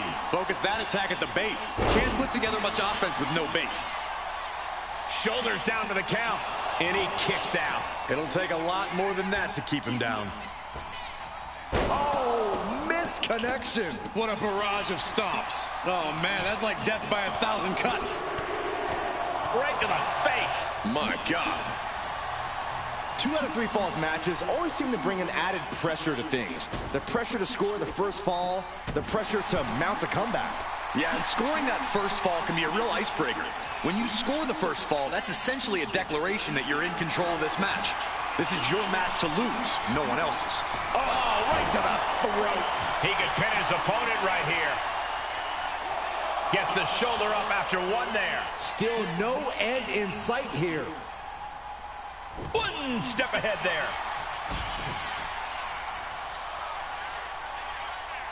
Pedigree.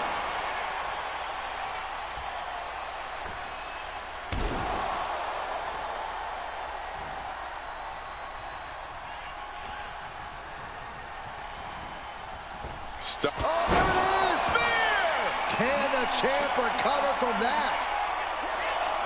Oh, my God. That's impossible. I can't believe what we just saw. Listen, that should have ended things. And look at his face. At this point, you have to believe he's losing some faith in himself. Stretching and tearing at all the ligaments in the leg. Oh, look at mounting, and now the punch is hammering away. Ruthless. vicious assault. It looks like he's stalking his prey. Only one thing in mind. Fireman's carry. Nice takedown.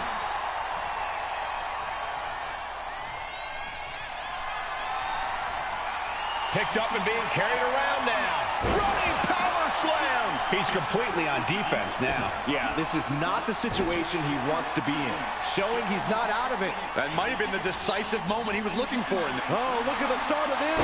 Could be going into the playbook for submission. The heel hook. This could be it. This might just do it. This might. How does he get out of this? Ooh, just like that. Right hand after right hand. Quick strike to the lower body. Slugging it out, toe-to-toe now. Back and forth, neither one giving up any ground. Giving up now is not an option. They have to finish this. WWE Universe appreciating these athletes going all out. Oh! Two fighters putting their haymakers on autopilot right now. Oof. They are emptying their tanks, going back and forth like this. Both superstars just unloading, putting it all on the line. Oh, one thunderous final blow. Being placed in the corner here. Superman punch! Oh, look out! And the spear! Could that be enough to gain the title? And going for the pin. An important fall for him here.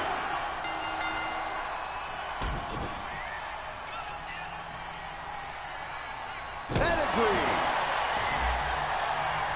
Now with the cover. That's gotta be it. 2. There it is. The champ has fallen.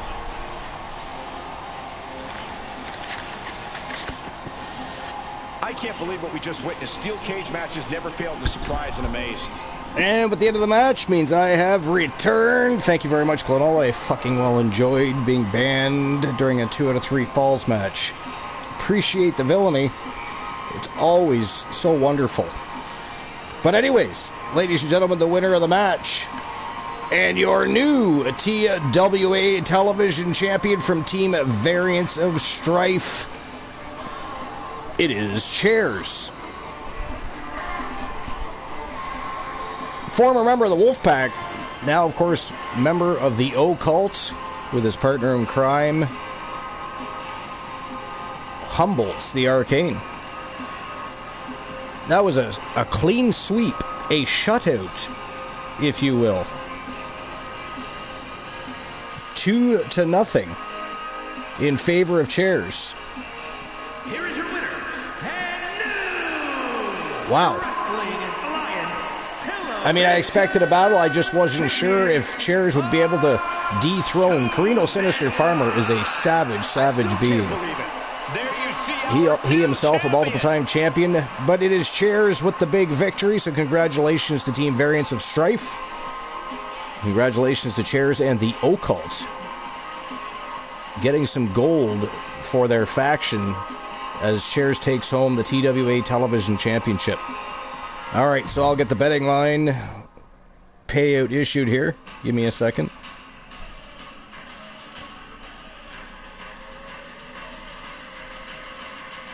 The winner was Chairs, and there we go. Payout issued 3,000 to Variants of Strife and Ace Haunter. I did not even see Strife sneak into the chat room. Welcome in, Variants of Strife. What's going on? How are you folks doing tonight? How's everybody? How are things? Got here just in time to see Chairs get both pins back to back. He sure did, yeah.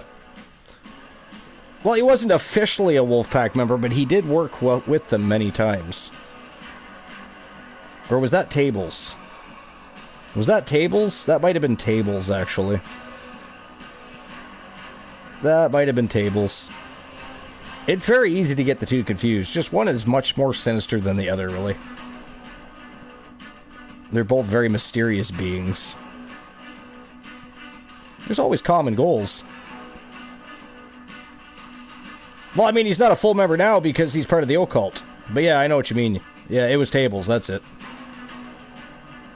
Wait a minute, he's part of the occult and the Wolfpack?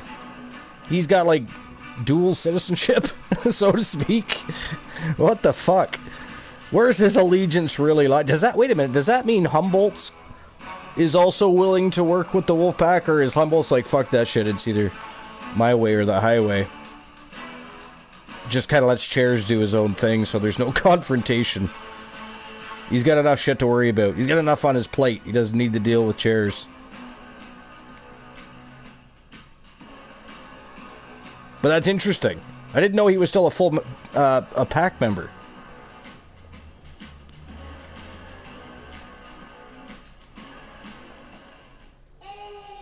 Although Tables was actually Chairs when the occult formed.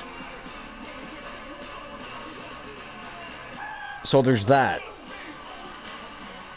There is that. Alright, but anyways, let me get a betting line open here. It is co-main event time. This is our first World Championship match of 2 to cap off the show.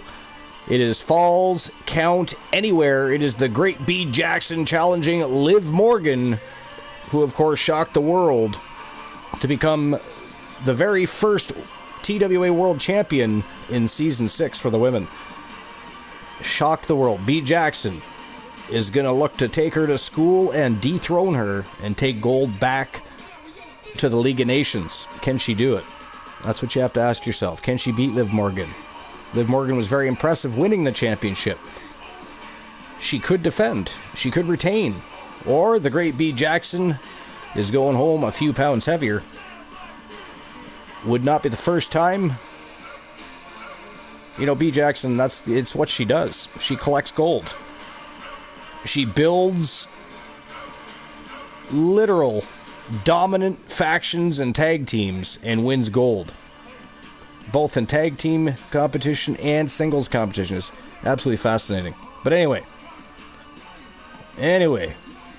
Julia Jackson, though, having a rough start to Season 6.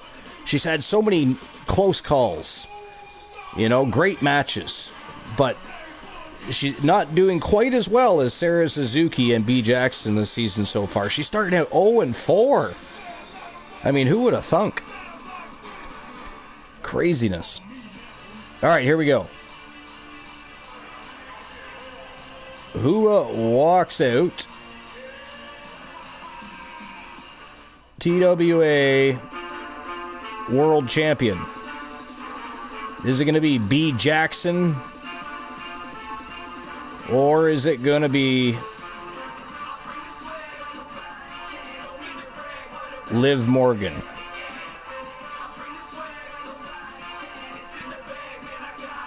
The reigning defending TWA Women's World Champion.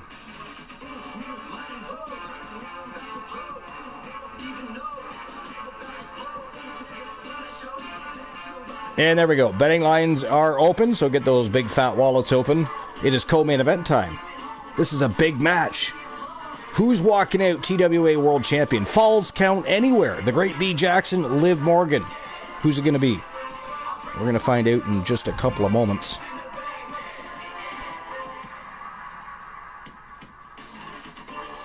All right. Get caught up with Chad again. Where did I leave off? There we go. None of the occult work with Tables. He's an outcast in the family for banishing ladders to the plane. That's supposed to be planet. Is that supposed to be planet? I assume that's supposed to be planet. Welcome to TWA's Wrestle Wars Genesis. It's funny that still pops up from time to time. I thought I had it set up to only pop up a couple of times, to be honest. But I guess if you're just getting here, it's a nice warm welcome. It is a nice warm welcome. So there's that. There is that.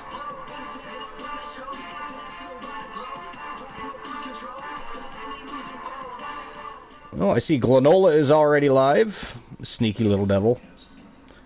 I'm sure he's lurking away, I'm sure. But that sneaky little devil, he is live. How dare he? How dare he already be live when TWA is still live on the air, ready to turn and burn with 2 World Championship matches? Ghastly. Absolutely ghastly.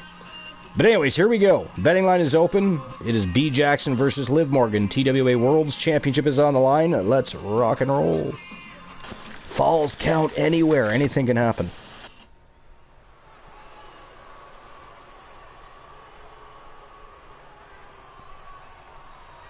Somebody is on the broadcast booth. Is that still you, Luke? Or is that you, Moon? Did you sneak in? I don't know. I heard something. Luke left. Well, I hear something. It's either somebody on the broadcast booth with me or I've got a ghost in my ear. I mean, Glenola has been in the area. You never know. Could be some sort of mind manipulation trick. An old Jedi mind trick, if you will. This much jeopardy, Cole. Tonight might just be the night the title changes hands. Here we go. The great B. Jackson. One half of the Action Zone Wrestling World Tag Team Champions with her partner in crime, Sarah Suzuki. Tonight, B looks to become a double champion again. She's been a double champion many times. Been a Triple Crown champion, a Grand Slam champion. She held 4 championships at the same time, ladies and gentlemen. The great B. Jackson from Team Honeybee Wrestling. If we could actually get a shout out for Team Honeybee Wrestling, that would be fantastic.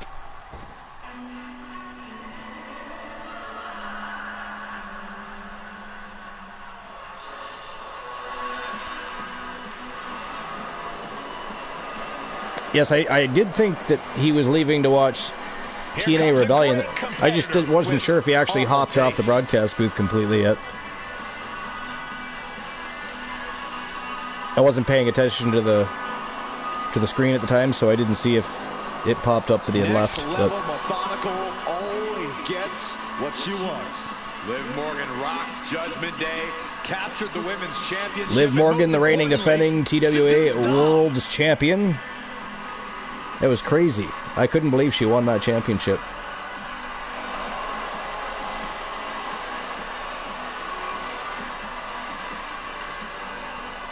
Although I'm sure I'm not the only person that thinks that. Well, Liv Morgan proved she could win the big Not who we expected to win. As it is, she did. Next. But tonight she faces B. Jackson. Certainly not the first time the two have squared off. They do have history. And believe me, B. Jackson does not like Liv Morgan. I mean, I believe the feeling is mutual. Liv Morgan's going to need to be quick and very resilient here tonight, though, because B. Jackson is fast, she is agile, she is athletic, she is powerful, she's a full package, and comes at you like a freight train. Maybe we say passenger train because they're faster. Not as quite as powerful, overall as a freight train is, but quicker.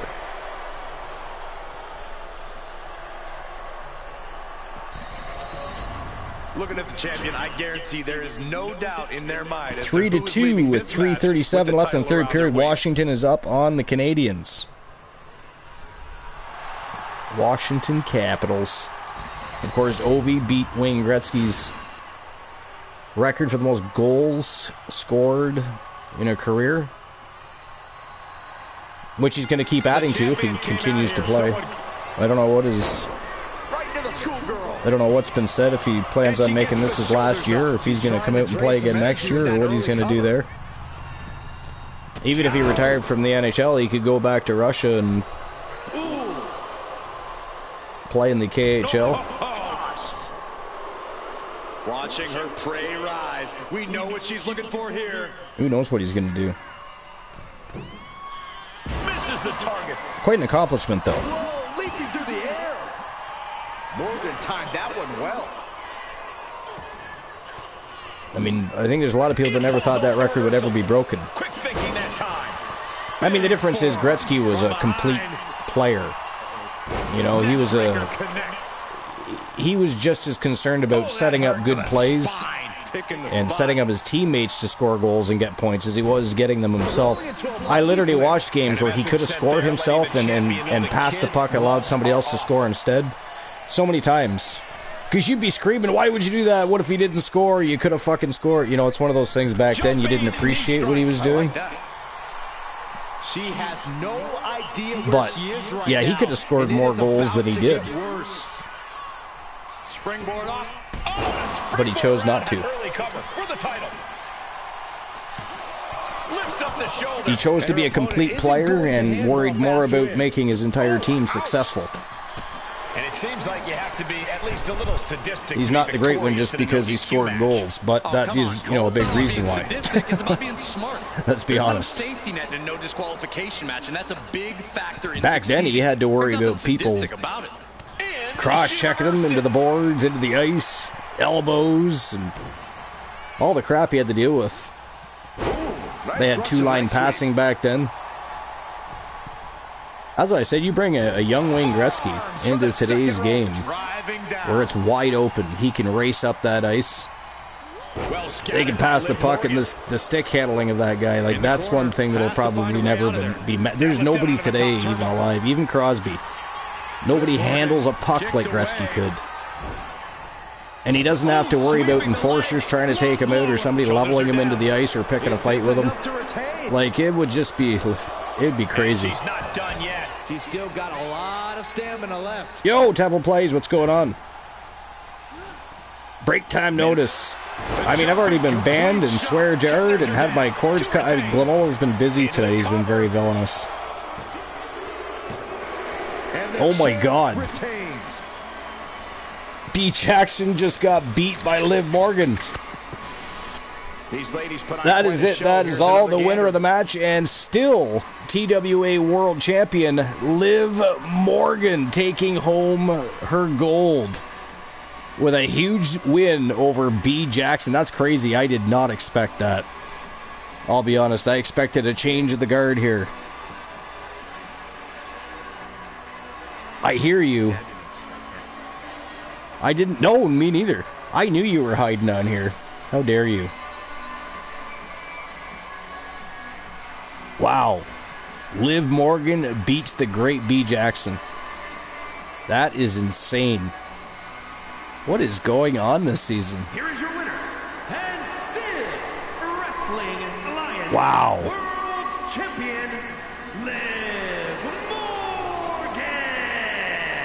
So That's she nuts. succeeds in defending her title tonight. We still got like 5 seconds left before the betting lines close. That's hilarious. You have to defend it. You have to. That's another thing. That match was not even that long. That's exactly what she did tonight. That match was not even that long. Nobody bet on Liv Morgan. There's 3.9 thousand in the jackpot. Everybody put it on B. Jackson. I can understand why, though. I actually thought B. Jackson was going home with the championship there. I did not think Liv Morgan was retaining her title. That is crazy.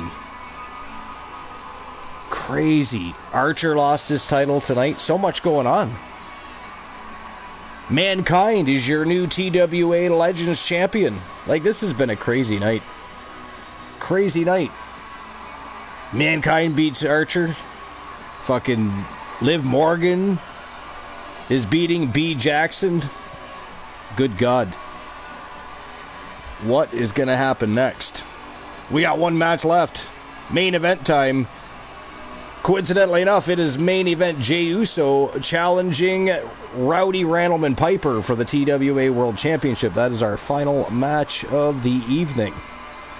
And then we'll be invading somebody, of course. So yeah, nobody thought that would happen. No jackpot win for anybody. See, somebody should have put just a little bit on Liv Morgan. You should have saw all of that coinage over on B. Jackson and thought, well, maybe I'll drop 50. You know, you could have got a bigger slice of that pie. You did not do that. How dare you? Cheap bastards. Odie Shinobi FU says, boo. That's what we were all thinking. Don't worry. We were all thinking that. We did not think Liv Morgan was retaining her title here. That was just complete insanity. Complete insanity. The GOAT, Liv Morgan. We do not agree with that sentiment. How dare you, Ace? Not saying a word here.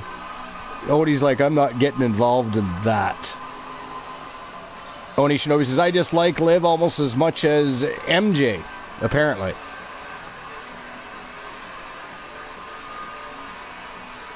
But going to do my thing before it's too late. Alright, Oni. Have a good stream. I'm sure we'll end up there anyways. I'm sure we'll be headed that way. Then, of course, Glenola is live, too. But anyways, payout's already issued. Let's move on to the main event. And it, too, is a Falls Count Anywhere match. This should be interesting.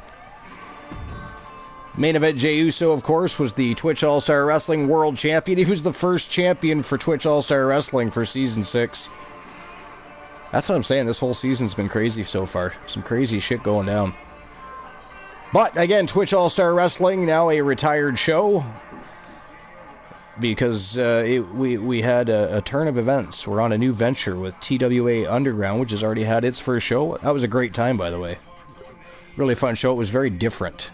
It was cool to have those MMA rules matchups. And then, of course, our extreme tag team and faction matches that we had. It was a great, great show. But anyways, let me open a betting line. It's our last betting line of the night. Give me 1 second.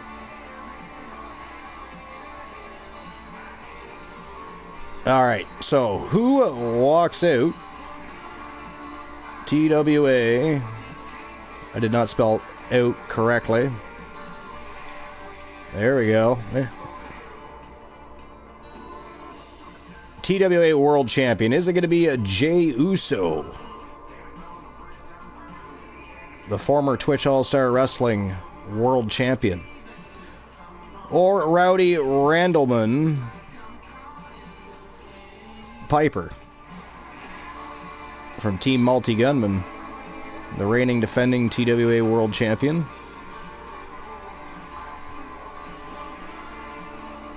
D-Speed 10 minutes to get your bets in. And there we go. Betting lines are open. Capital scored, lead the Canadian 5-2. They scored 2 more goals. It is 5-2 with 54 seconds left in the third period. Wow. Explosion of the pucks, I would say there. God damn. That's crazy. I mean, just not long ago it said it was 3-2. Oh, there, I see the update there. 4-2 and now 5-2. But still, they exploded with 2 more goals. That's insane. Odie Shinobi, favorite PLE. Pay-per-view, whichever you want to call it. SPV, as we like to call it. I mean, if you've seen any of our SPVs, I don't know. I'm sure you might have seen 1 or 2, but that doesn't mean you have a favorite, though. But I'm sure you have a favorite PLE or pay-per-view. That is the question of the show. Alright, here we go. Main event time. Jey Uso. Main event Jey Uso. Former Twitch All-Star Wrestling World Champion taking on the current reigning defending TWA World Champion, Rowdy Randleman Piper. Main event time with main event Jey Uso. Imagine that.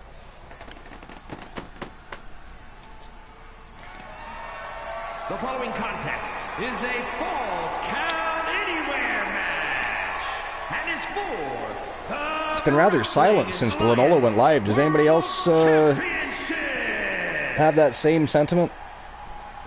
No swear jars, no cutting of the cords, no banning me from a match. I mean, at least he was kind enough to drop a subscription before he left. But goddamn, that was a lot of villainy during one show from Glenola. Of the main event moniker. First man in over 3 years. Your favorite SPV is weird behavior?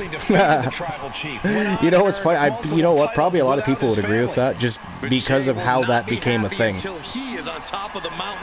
We've had 2 now. We'll be having our 3rd sometime. See, our 3rd annual. Hard to believe, eh? 3rd annual will be our next weird behavior.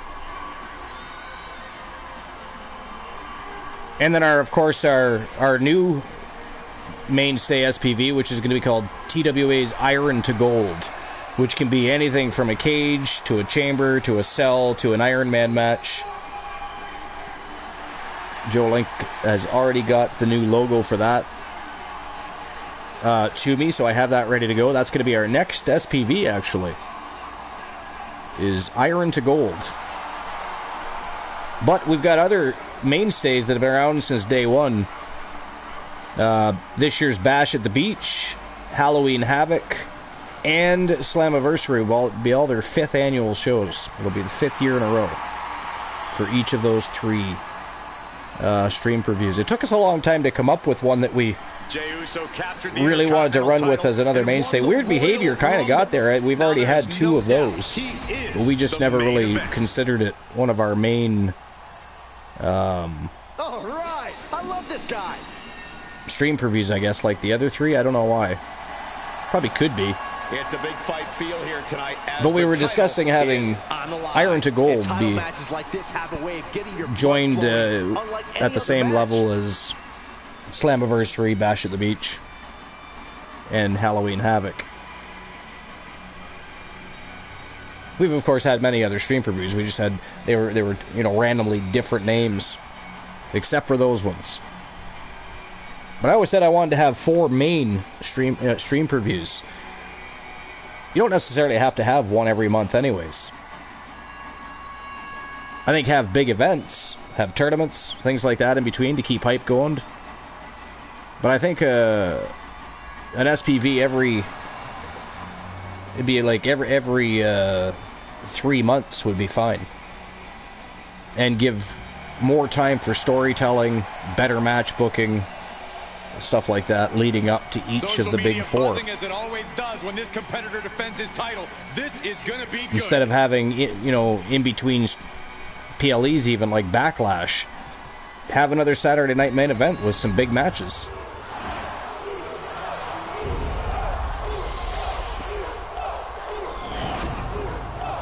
I think, anyways. I don't think there needs to be a pay-per-view every month. Like I said, have big events in between. Keep some hype going. Like, have a tournament. Like WWE themselves, they should get back to some tournaments. I still think King of the Ring should be brought back as a PLE.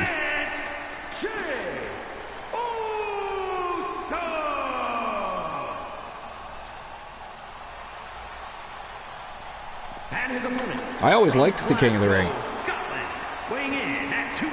Not necessarily so much what they did with it when they just made it a television spectacle, but when it was a pay-per-view, now a PLE, I always liked it. Looked forward to it every year.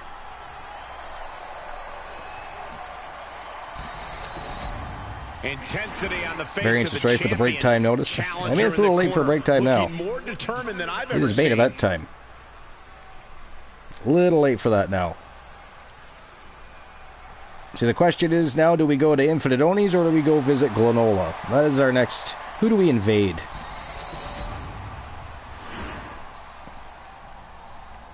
That is a question we have to ask ourselves as well. This is arguably the biggest challenge the champ. Of course, we could invade one and still go visit the other as well. Absolutely. We could easily see the title change hands here tonight. Or we could see a champion. But Glenn is live, and Oni, I think, is probably live by now. I haven't checked, but I'm sure he's live by now. Jumping clothesline. What agility. Sent out of the ring the hard way. I've been live so long that my wife passed out. I actually didn't think this show would necessarily take as long as it has, only because there's been so many 1v1 matchups. Now, they had stipulations, but I mean, they were one-on-ones. It's not like we were having a bunch of fatal four-ways or anything. Scoop slam, making it look easy. As it is, here we are, a little over 3 hours later. There. You know, the other show that went longer than I thought it actually would. Now, mind you, I haven't had much experience with underground matches, but I figured that the first TWA Underground would have been a lot shorter than it was. No, wiggles free from behind. That was a hell of a lot of fun, though. It was something different. You see those matches with the MMA rules. And he goes crashing to the outside. Then, of course, we'll have Extreme Tag Team and Faction Wars on TWA Underground, so it won't be just underground matches all over the time. It's going to heavily focus on tag teams and factions as well. So it's definitely going to be different than Action Zone Wrestling on YouTube or Wrestle Wars Genesis. That you can be assured of. An impressive sequence from Jay. And yes, don't worry, we're still going to have tag team matches on Wrestle Wars Genesis and Action Zone Wrestling. But Underground is basically also our extreme show, so different type of tag team matches. But heavy focus on factions and tag teams will definitely take place on Underground. Stomp right to the belly. The challenger enduring the and I do like the Underground matches. Of course, Archer had to lose his first. Then he lost his title tonight. These two reaching a standstill. Not really a great couple of weeks for Archer. Lifted way up. Oh, atomic drop. He lost the Underground match. Then he defended his title successfully. But then he just lost it. Into the pin. To Mankind. Into the pin. Title on the line. To be fair, he was not supposed to be in a Hell in a Cell match. It was supposed to be just a special guest referee match. Not yet.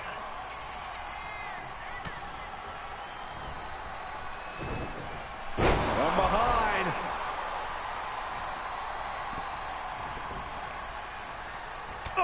Ooh, busted him open. Jey Uso. He might be knocked out there. He might be out cold. Oh, he's moving a little bit there. The champion doing everything. That probably didn't feel good. He gets the shoulder up at 2. Close call. That was almost lights out. 2 count by Piper. Jay puts a stop to that. Jay managing to find some of that. The champion not only looking to retain, but looking to make a statement here against the former Twitch All-Star Wrestling champion. Which one was the better champion? Was it main event Jey Uso, or was it Randleman Piper? And a stomp to the gut. And Jay is being picked to pieces here. Somehow Jay's got to turn the momentum around. Tension is mounting as he eyes his target. From the top, double axe handle connect. Pin attempt by the champion. Kicks out. I cannot Another 2 count. I'm seeing right now. No one can. And a well-timed counter. And he puts a... Ooh. Jay spears him right out of his boots. Directly into the cover. The damage is done. 2 count only this time for Jey Uso. Resilience of a champion on display. Oh, look out. It's on now.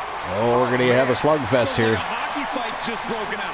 So much pride, so much resiliency on display.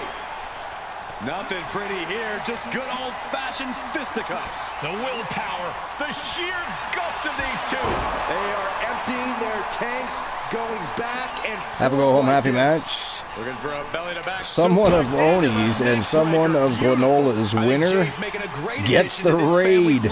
That's hilarious. I don't know if they would agree with that, but that is hilarious. Uh-oh, we're taking a ghastly ad break.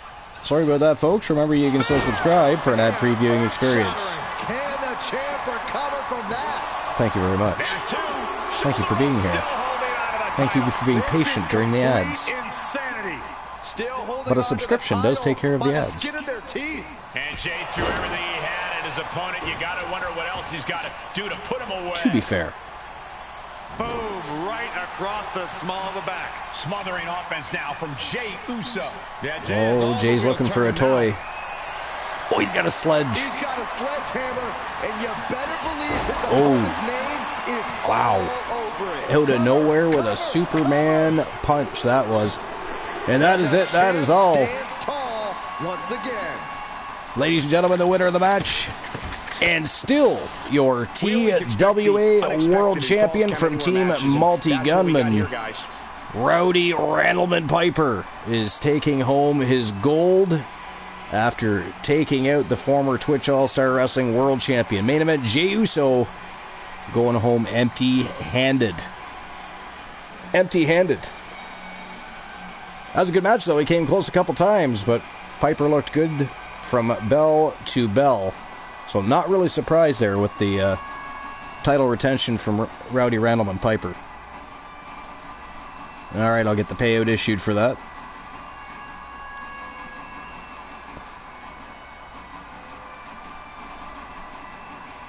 Piper was the victor.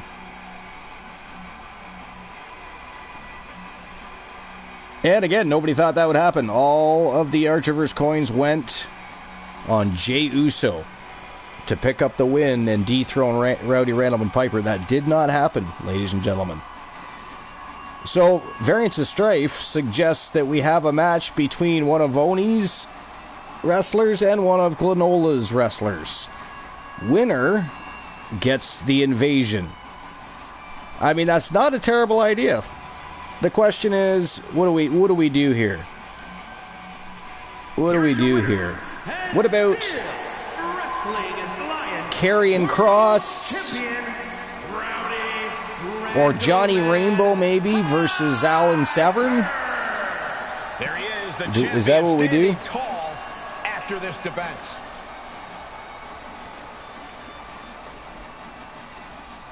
Or maybe Isla Dawn versus Jennifer Wolf.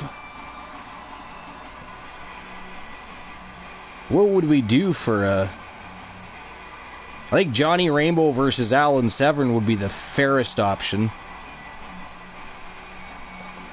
That might be the way to go there. Winner gets the invasion.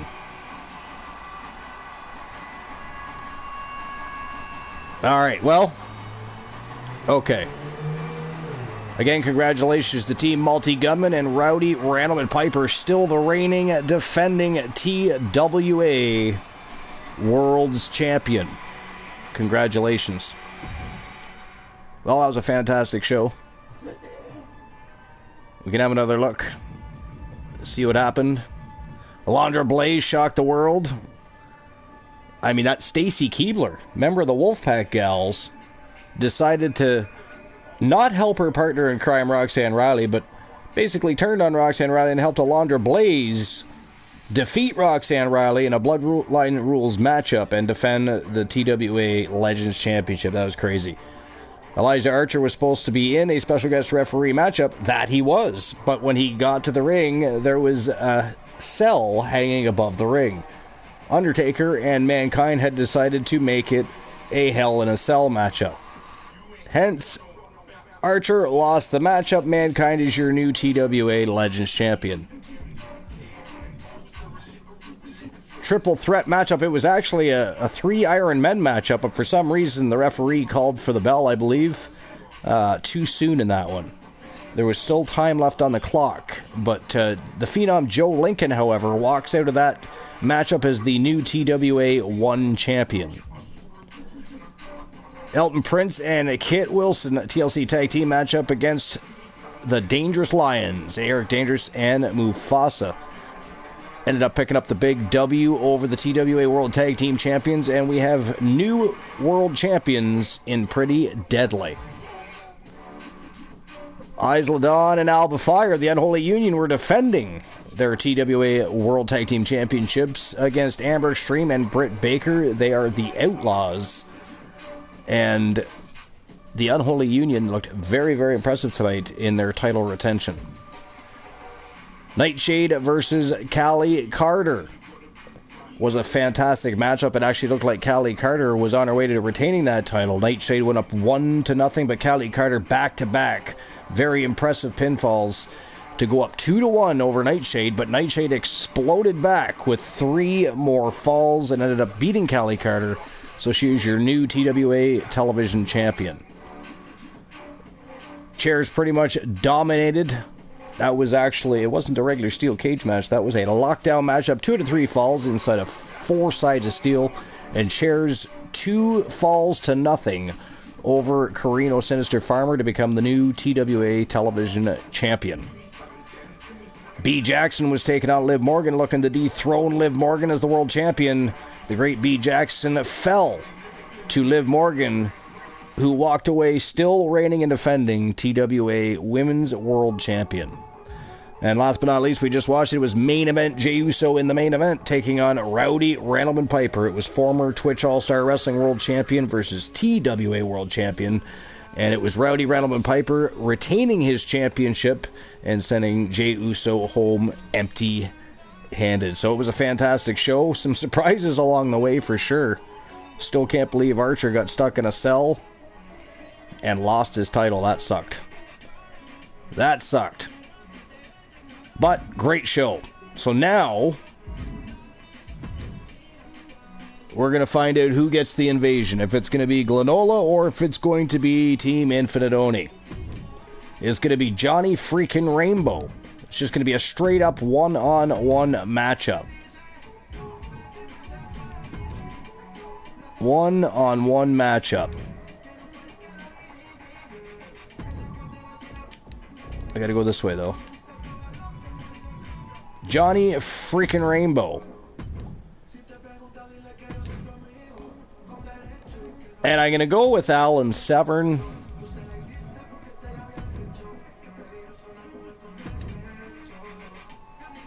This is our final match of episode number 633. And then, of course, I believe our next show is Action Zone Wrestling on YouTube. However, we just did a YouTube show not long ago. We don't do them as often as we do Genesis and as often as we'll do TWA Underground. So what I might do is house show matchups for Action Zone Wrestling, and our next show will be TWA Underground, is I believe what we're going to do. Of course, that'll be live here on Twitch. That'll be episode 634. Now, do we want a betting line, Strife? Do you want to open a betting line for this matchup as well? Again, this matchup is to decide who we're going to invade, if it's going to be Team Glenola or Team Infinite Oni. Or do we just leave it as is and see who wins? Serene Smoke is quite excited that Liv Morgan won, apparently. I don't think Honeybee Wrestling will share your sentiment. I don't think she'll be as pleased as you are. Strife's not paying attention. I'm just going to leave betting lines off then. How's that? We don't need a betting line. Let's find out who gets the invasion. If it's going to be Team Infinite Oni, Johnny freaking Rainbow representing, or Team Glenola, the leader of the Wolfpack, Wolfman Alan Severn representing. Oh, yep, Strife wants a betting line. Okay, hold on. Johnny, Mr. Johnny Come Lately, variants of Strife.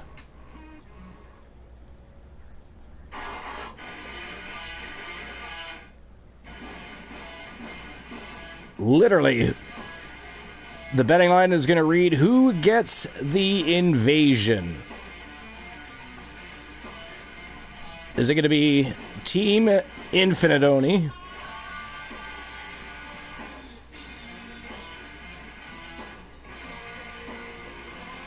Or Team Glenola?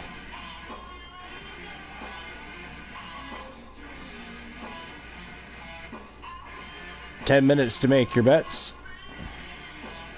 And there we go. Betting lines are open. Betting lines are open. Yeah, well, a little less than 10 minutes now. Get those bets in. But who are we going to invade? Team Glenola or Team Infinite Oni? Is it going to be Johnny freaking Rainbow, again, representing Team Infinite Oni? Or is it going to be the Wolfman Alan Severn, the leader of the Wolfpack, from Team Glenola? That's what we're going to find out right now. Here we go. Time to turn and burn, except for we're going to turn entrances on. We're going to turn entrances on. Look at that. It was going to...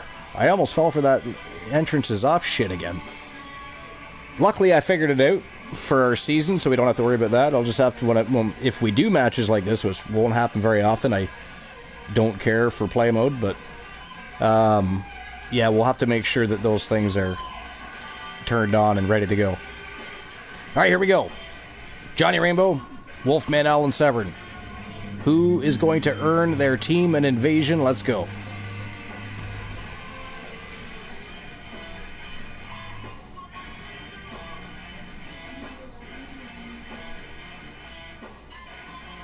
A little over 2,000 TWA coins in the jackpot so far. Still got 8.5 minutes to get bets in. 2,229 to be exact. We can still build that pot up if you open up those big fat wallets. Don't be cheapskates. Bet on the matchup. Decide who you think is going to get the invasion. If it's going to be Team Infinitoni or if it's going to be Team Glenola. Who's winning the match? Johnny freaking Rainbow or Wolfman Allen Severn? We're going to find out right now. Right now.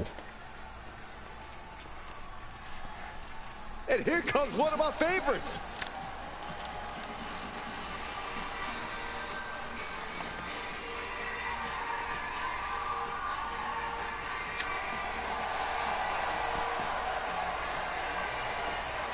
Puts me in a tight spot, you know, because I like both channels.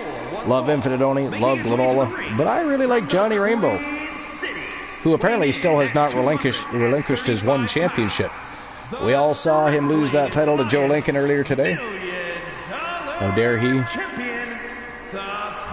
Walking around with a championship that is not his anymore. Tensions riding high. Plans on getting things settled in the ring. I mean, he is a straight-up villain, but...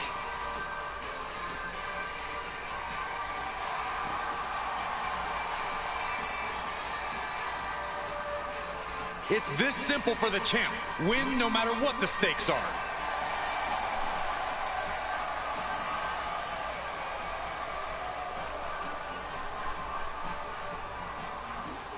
I'm just catching up on chat. I'm trying to figure out what the hell is going on. You still need to catch Honeybee's stream? Yeah, you do.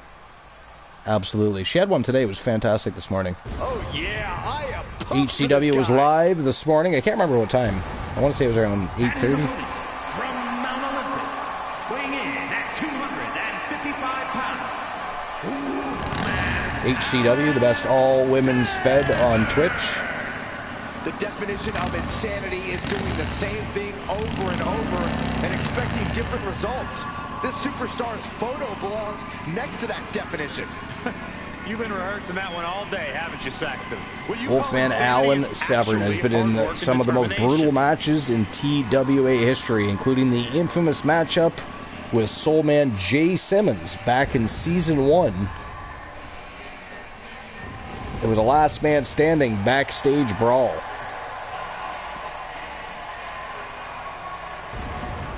No, sorry, it wasn't backstage, but it was last man standing falls count anywhere.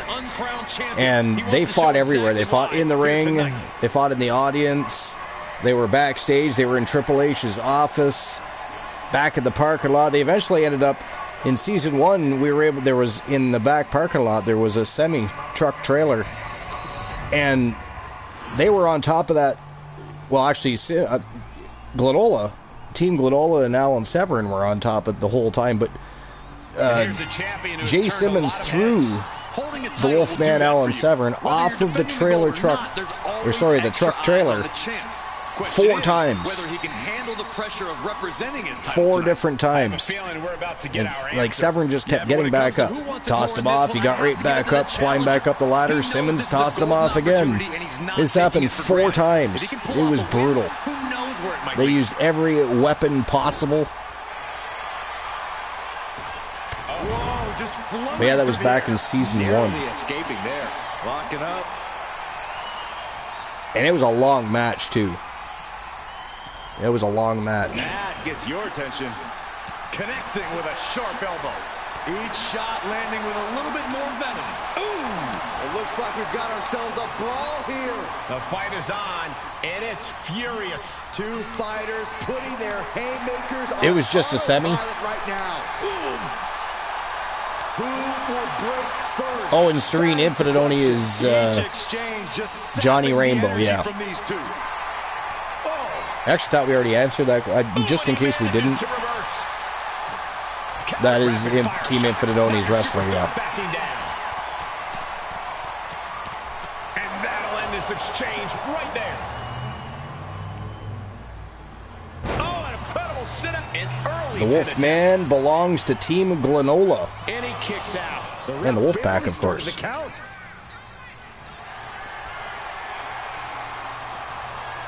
What are we going to see here? The longest reigning faction in TWA history, other than the Coalition, is the Wolfpack.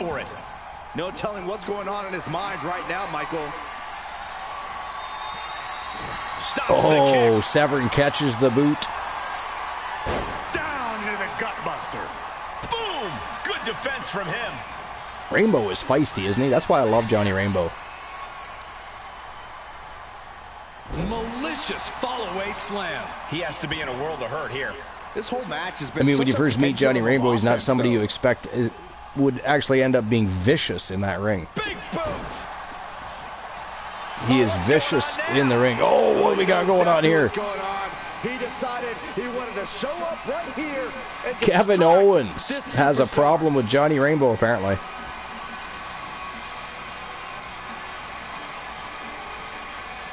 We had Severn sneaking up on Rainbow. Uh-oh.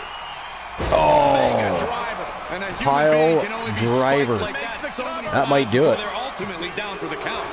Nope. Johnny kicks out, gets that left shoulder up. Yeah, but no one's more shocked than the man who thought he had a pinfall. Hey, it might be time for a change of strategy. His best move didn't. Johnny got the left shoulder up. He's still in it to win it, but Severn is turning up the heat here. Has anybody become championship worthy tonight? Pretty sure Glenola wrapped up dice in poker. Unless somebody beat. Did anybody beat Glenn at poker? This is incredible. Saxon, is this one of your buddies? What in the hell is going on here? But he seems like a nice guy. Why in the Christ is there a photographer? Where is security? Apparently flashing Severn in the eyes. What is that about? That is hilarious. What the fuck was that? What in the blue hell just happened even? Really had less than a second to stay alive then. Driving a Camaro right through the arena. Why is everybody driving shit through the arena tonight? I've seen that move before. You're polluting the air. There's no way. You know how many people are in here right now? Oh, he was almost finished. 2 count for Johnny Rainbow. Not a 3 count. You can't count that high, Saxton, but that was one of the closest 2 count for Johnny Rainbow. The kitchen sink in there, but to no avail. What was Glenola's hand? I can't remember. Oh my crash. I can't remember. What did you have? He didn't have anything overly huge or anything. I just can't remember. I'd have to scroll way back and find out. He did mention in chat at some point what he had. But I mean, I'm on a mobile phone, so you know how long that takes to scroll back and find? Oh no, trapping the arm. 6 and a 4 ties Glenola. 6 and a 4 I know does tie Glenola at dice. You got 3 aces, he had 2 pair. So there you go. That answers that question. Their opponent slowly moving.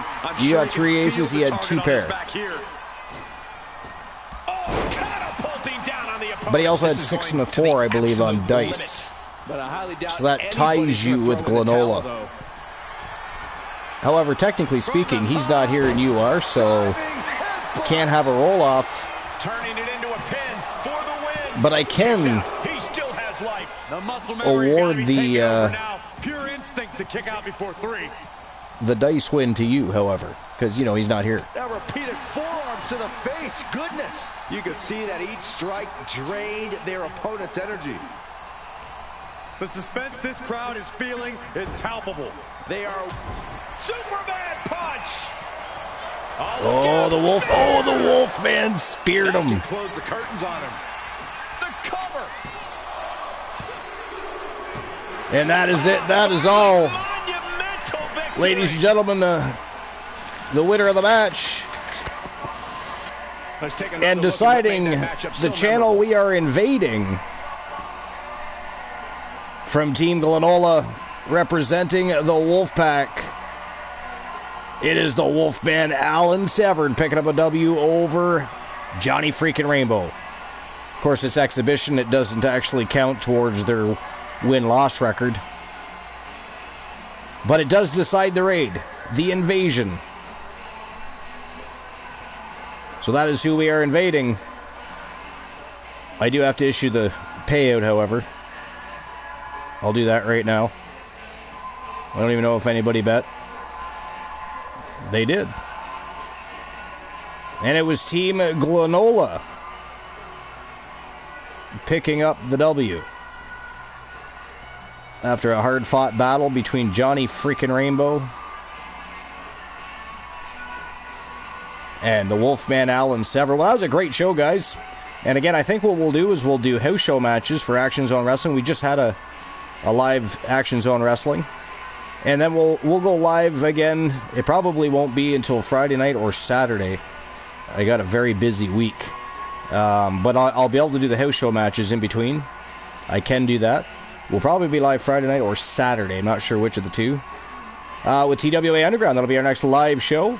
It's been a great show. We're going to go see Glenola now and see what he's up to. Show some more love and support. So appreciate everybody as always. You guys are fucking awesome. Stay awesome.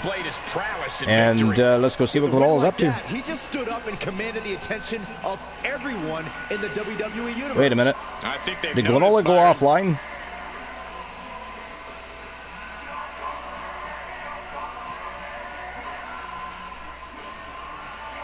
Oh, Glenola went offline. We had that match for nothing. Well, it wasn't for nothing. At least it was fun. I guess we're going to see Infinite Oni. We are going to see Infinite Oni. That's kind of funny. I did not know he went. I thought he was still alive. I thought he was still alive. I think some people might have ended up going over to the offline channel. So we'll just wait a few moments, see if people come back. Because Glenola went offline. I thought he was still alive.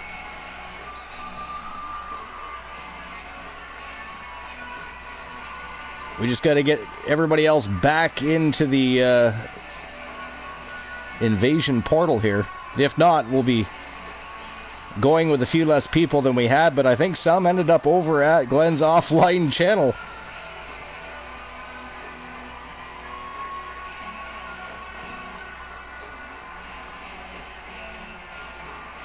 Yeah, we've definitely lost some folks. But alright, let's go see what Infinite Oni is up to. Have a great night, everybody. Enjoy Oni. And we'll see each other live for TWA Underground at the week's end.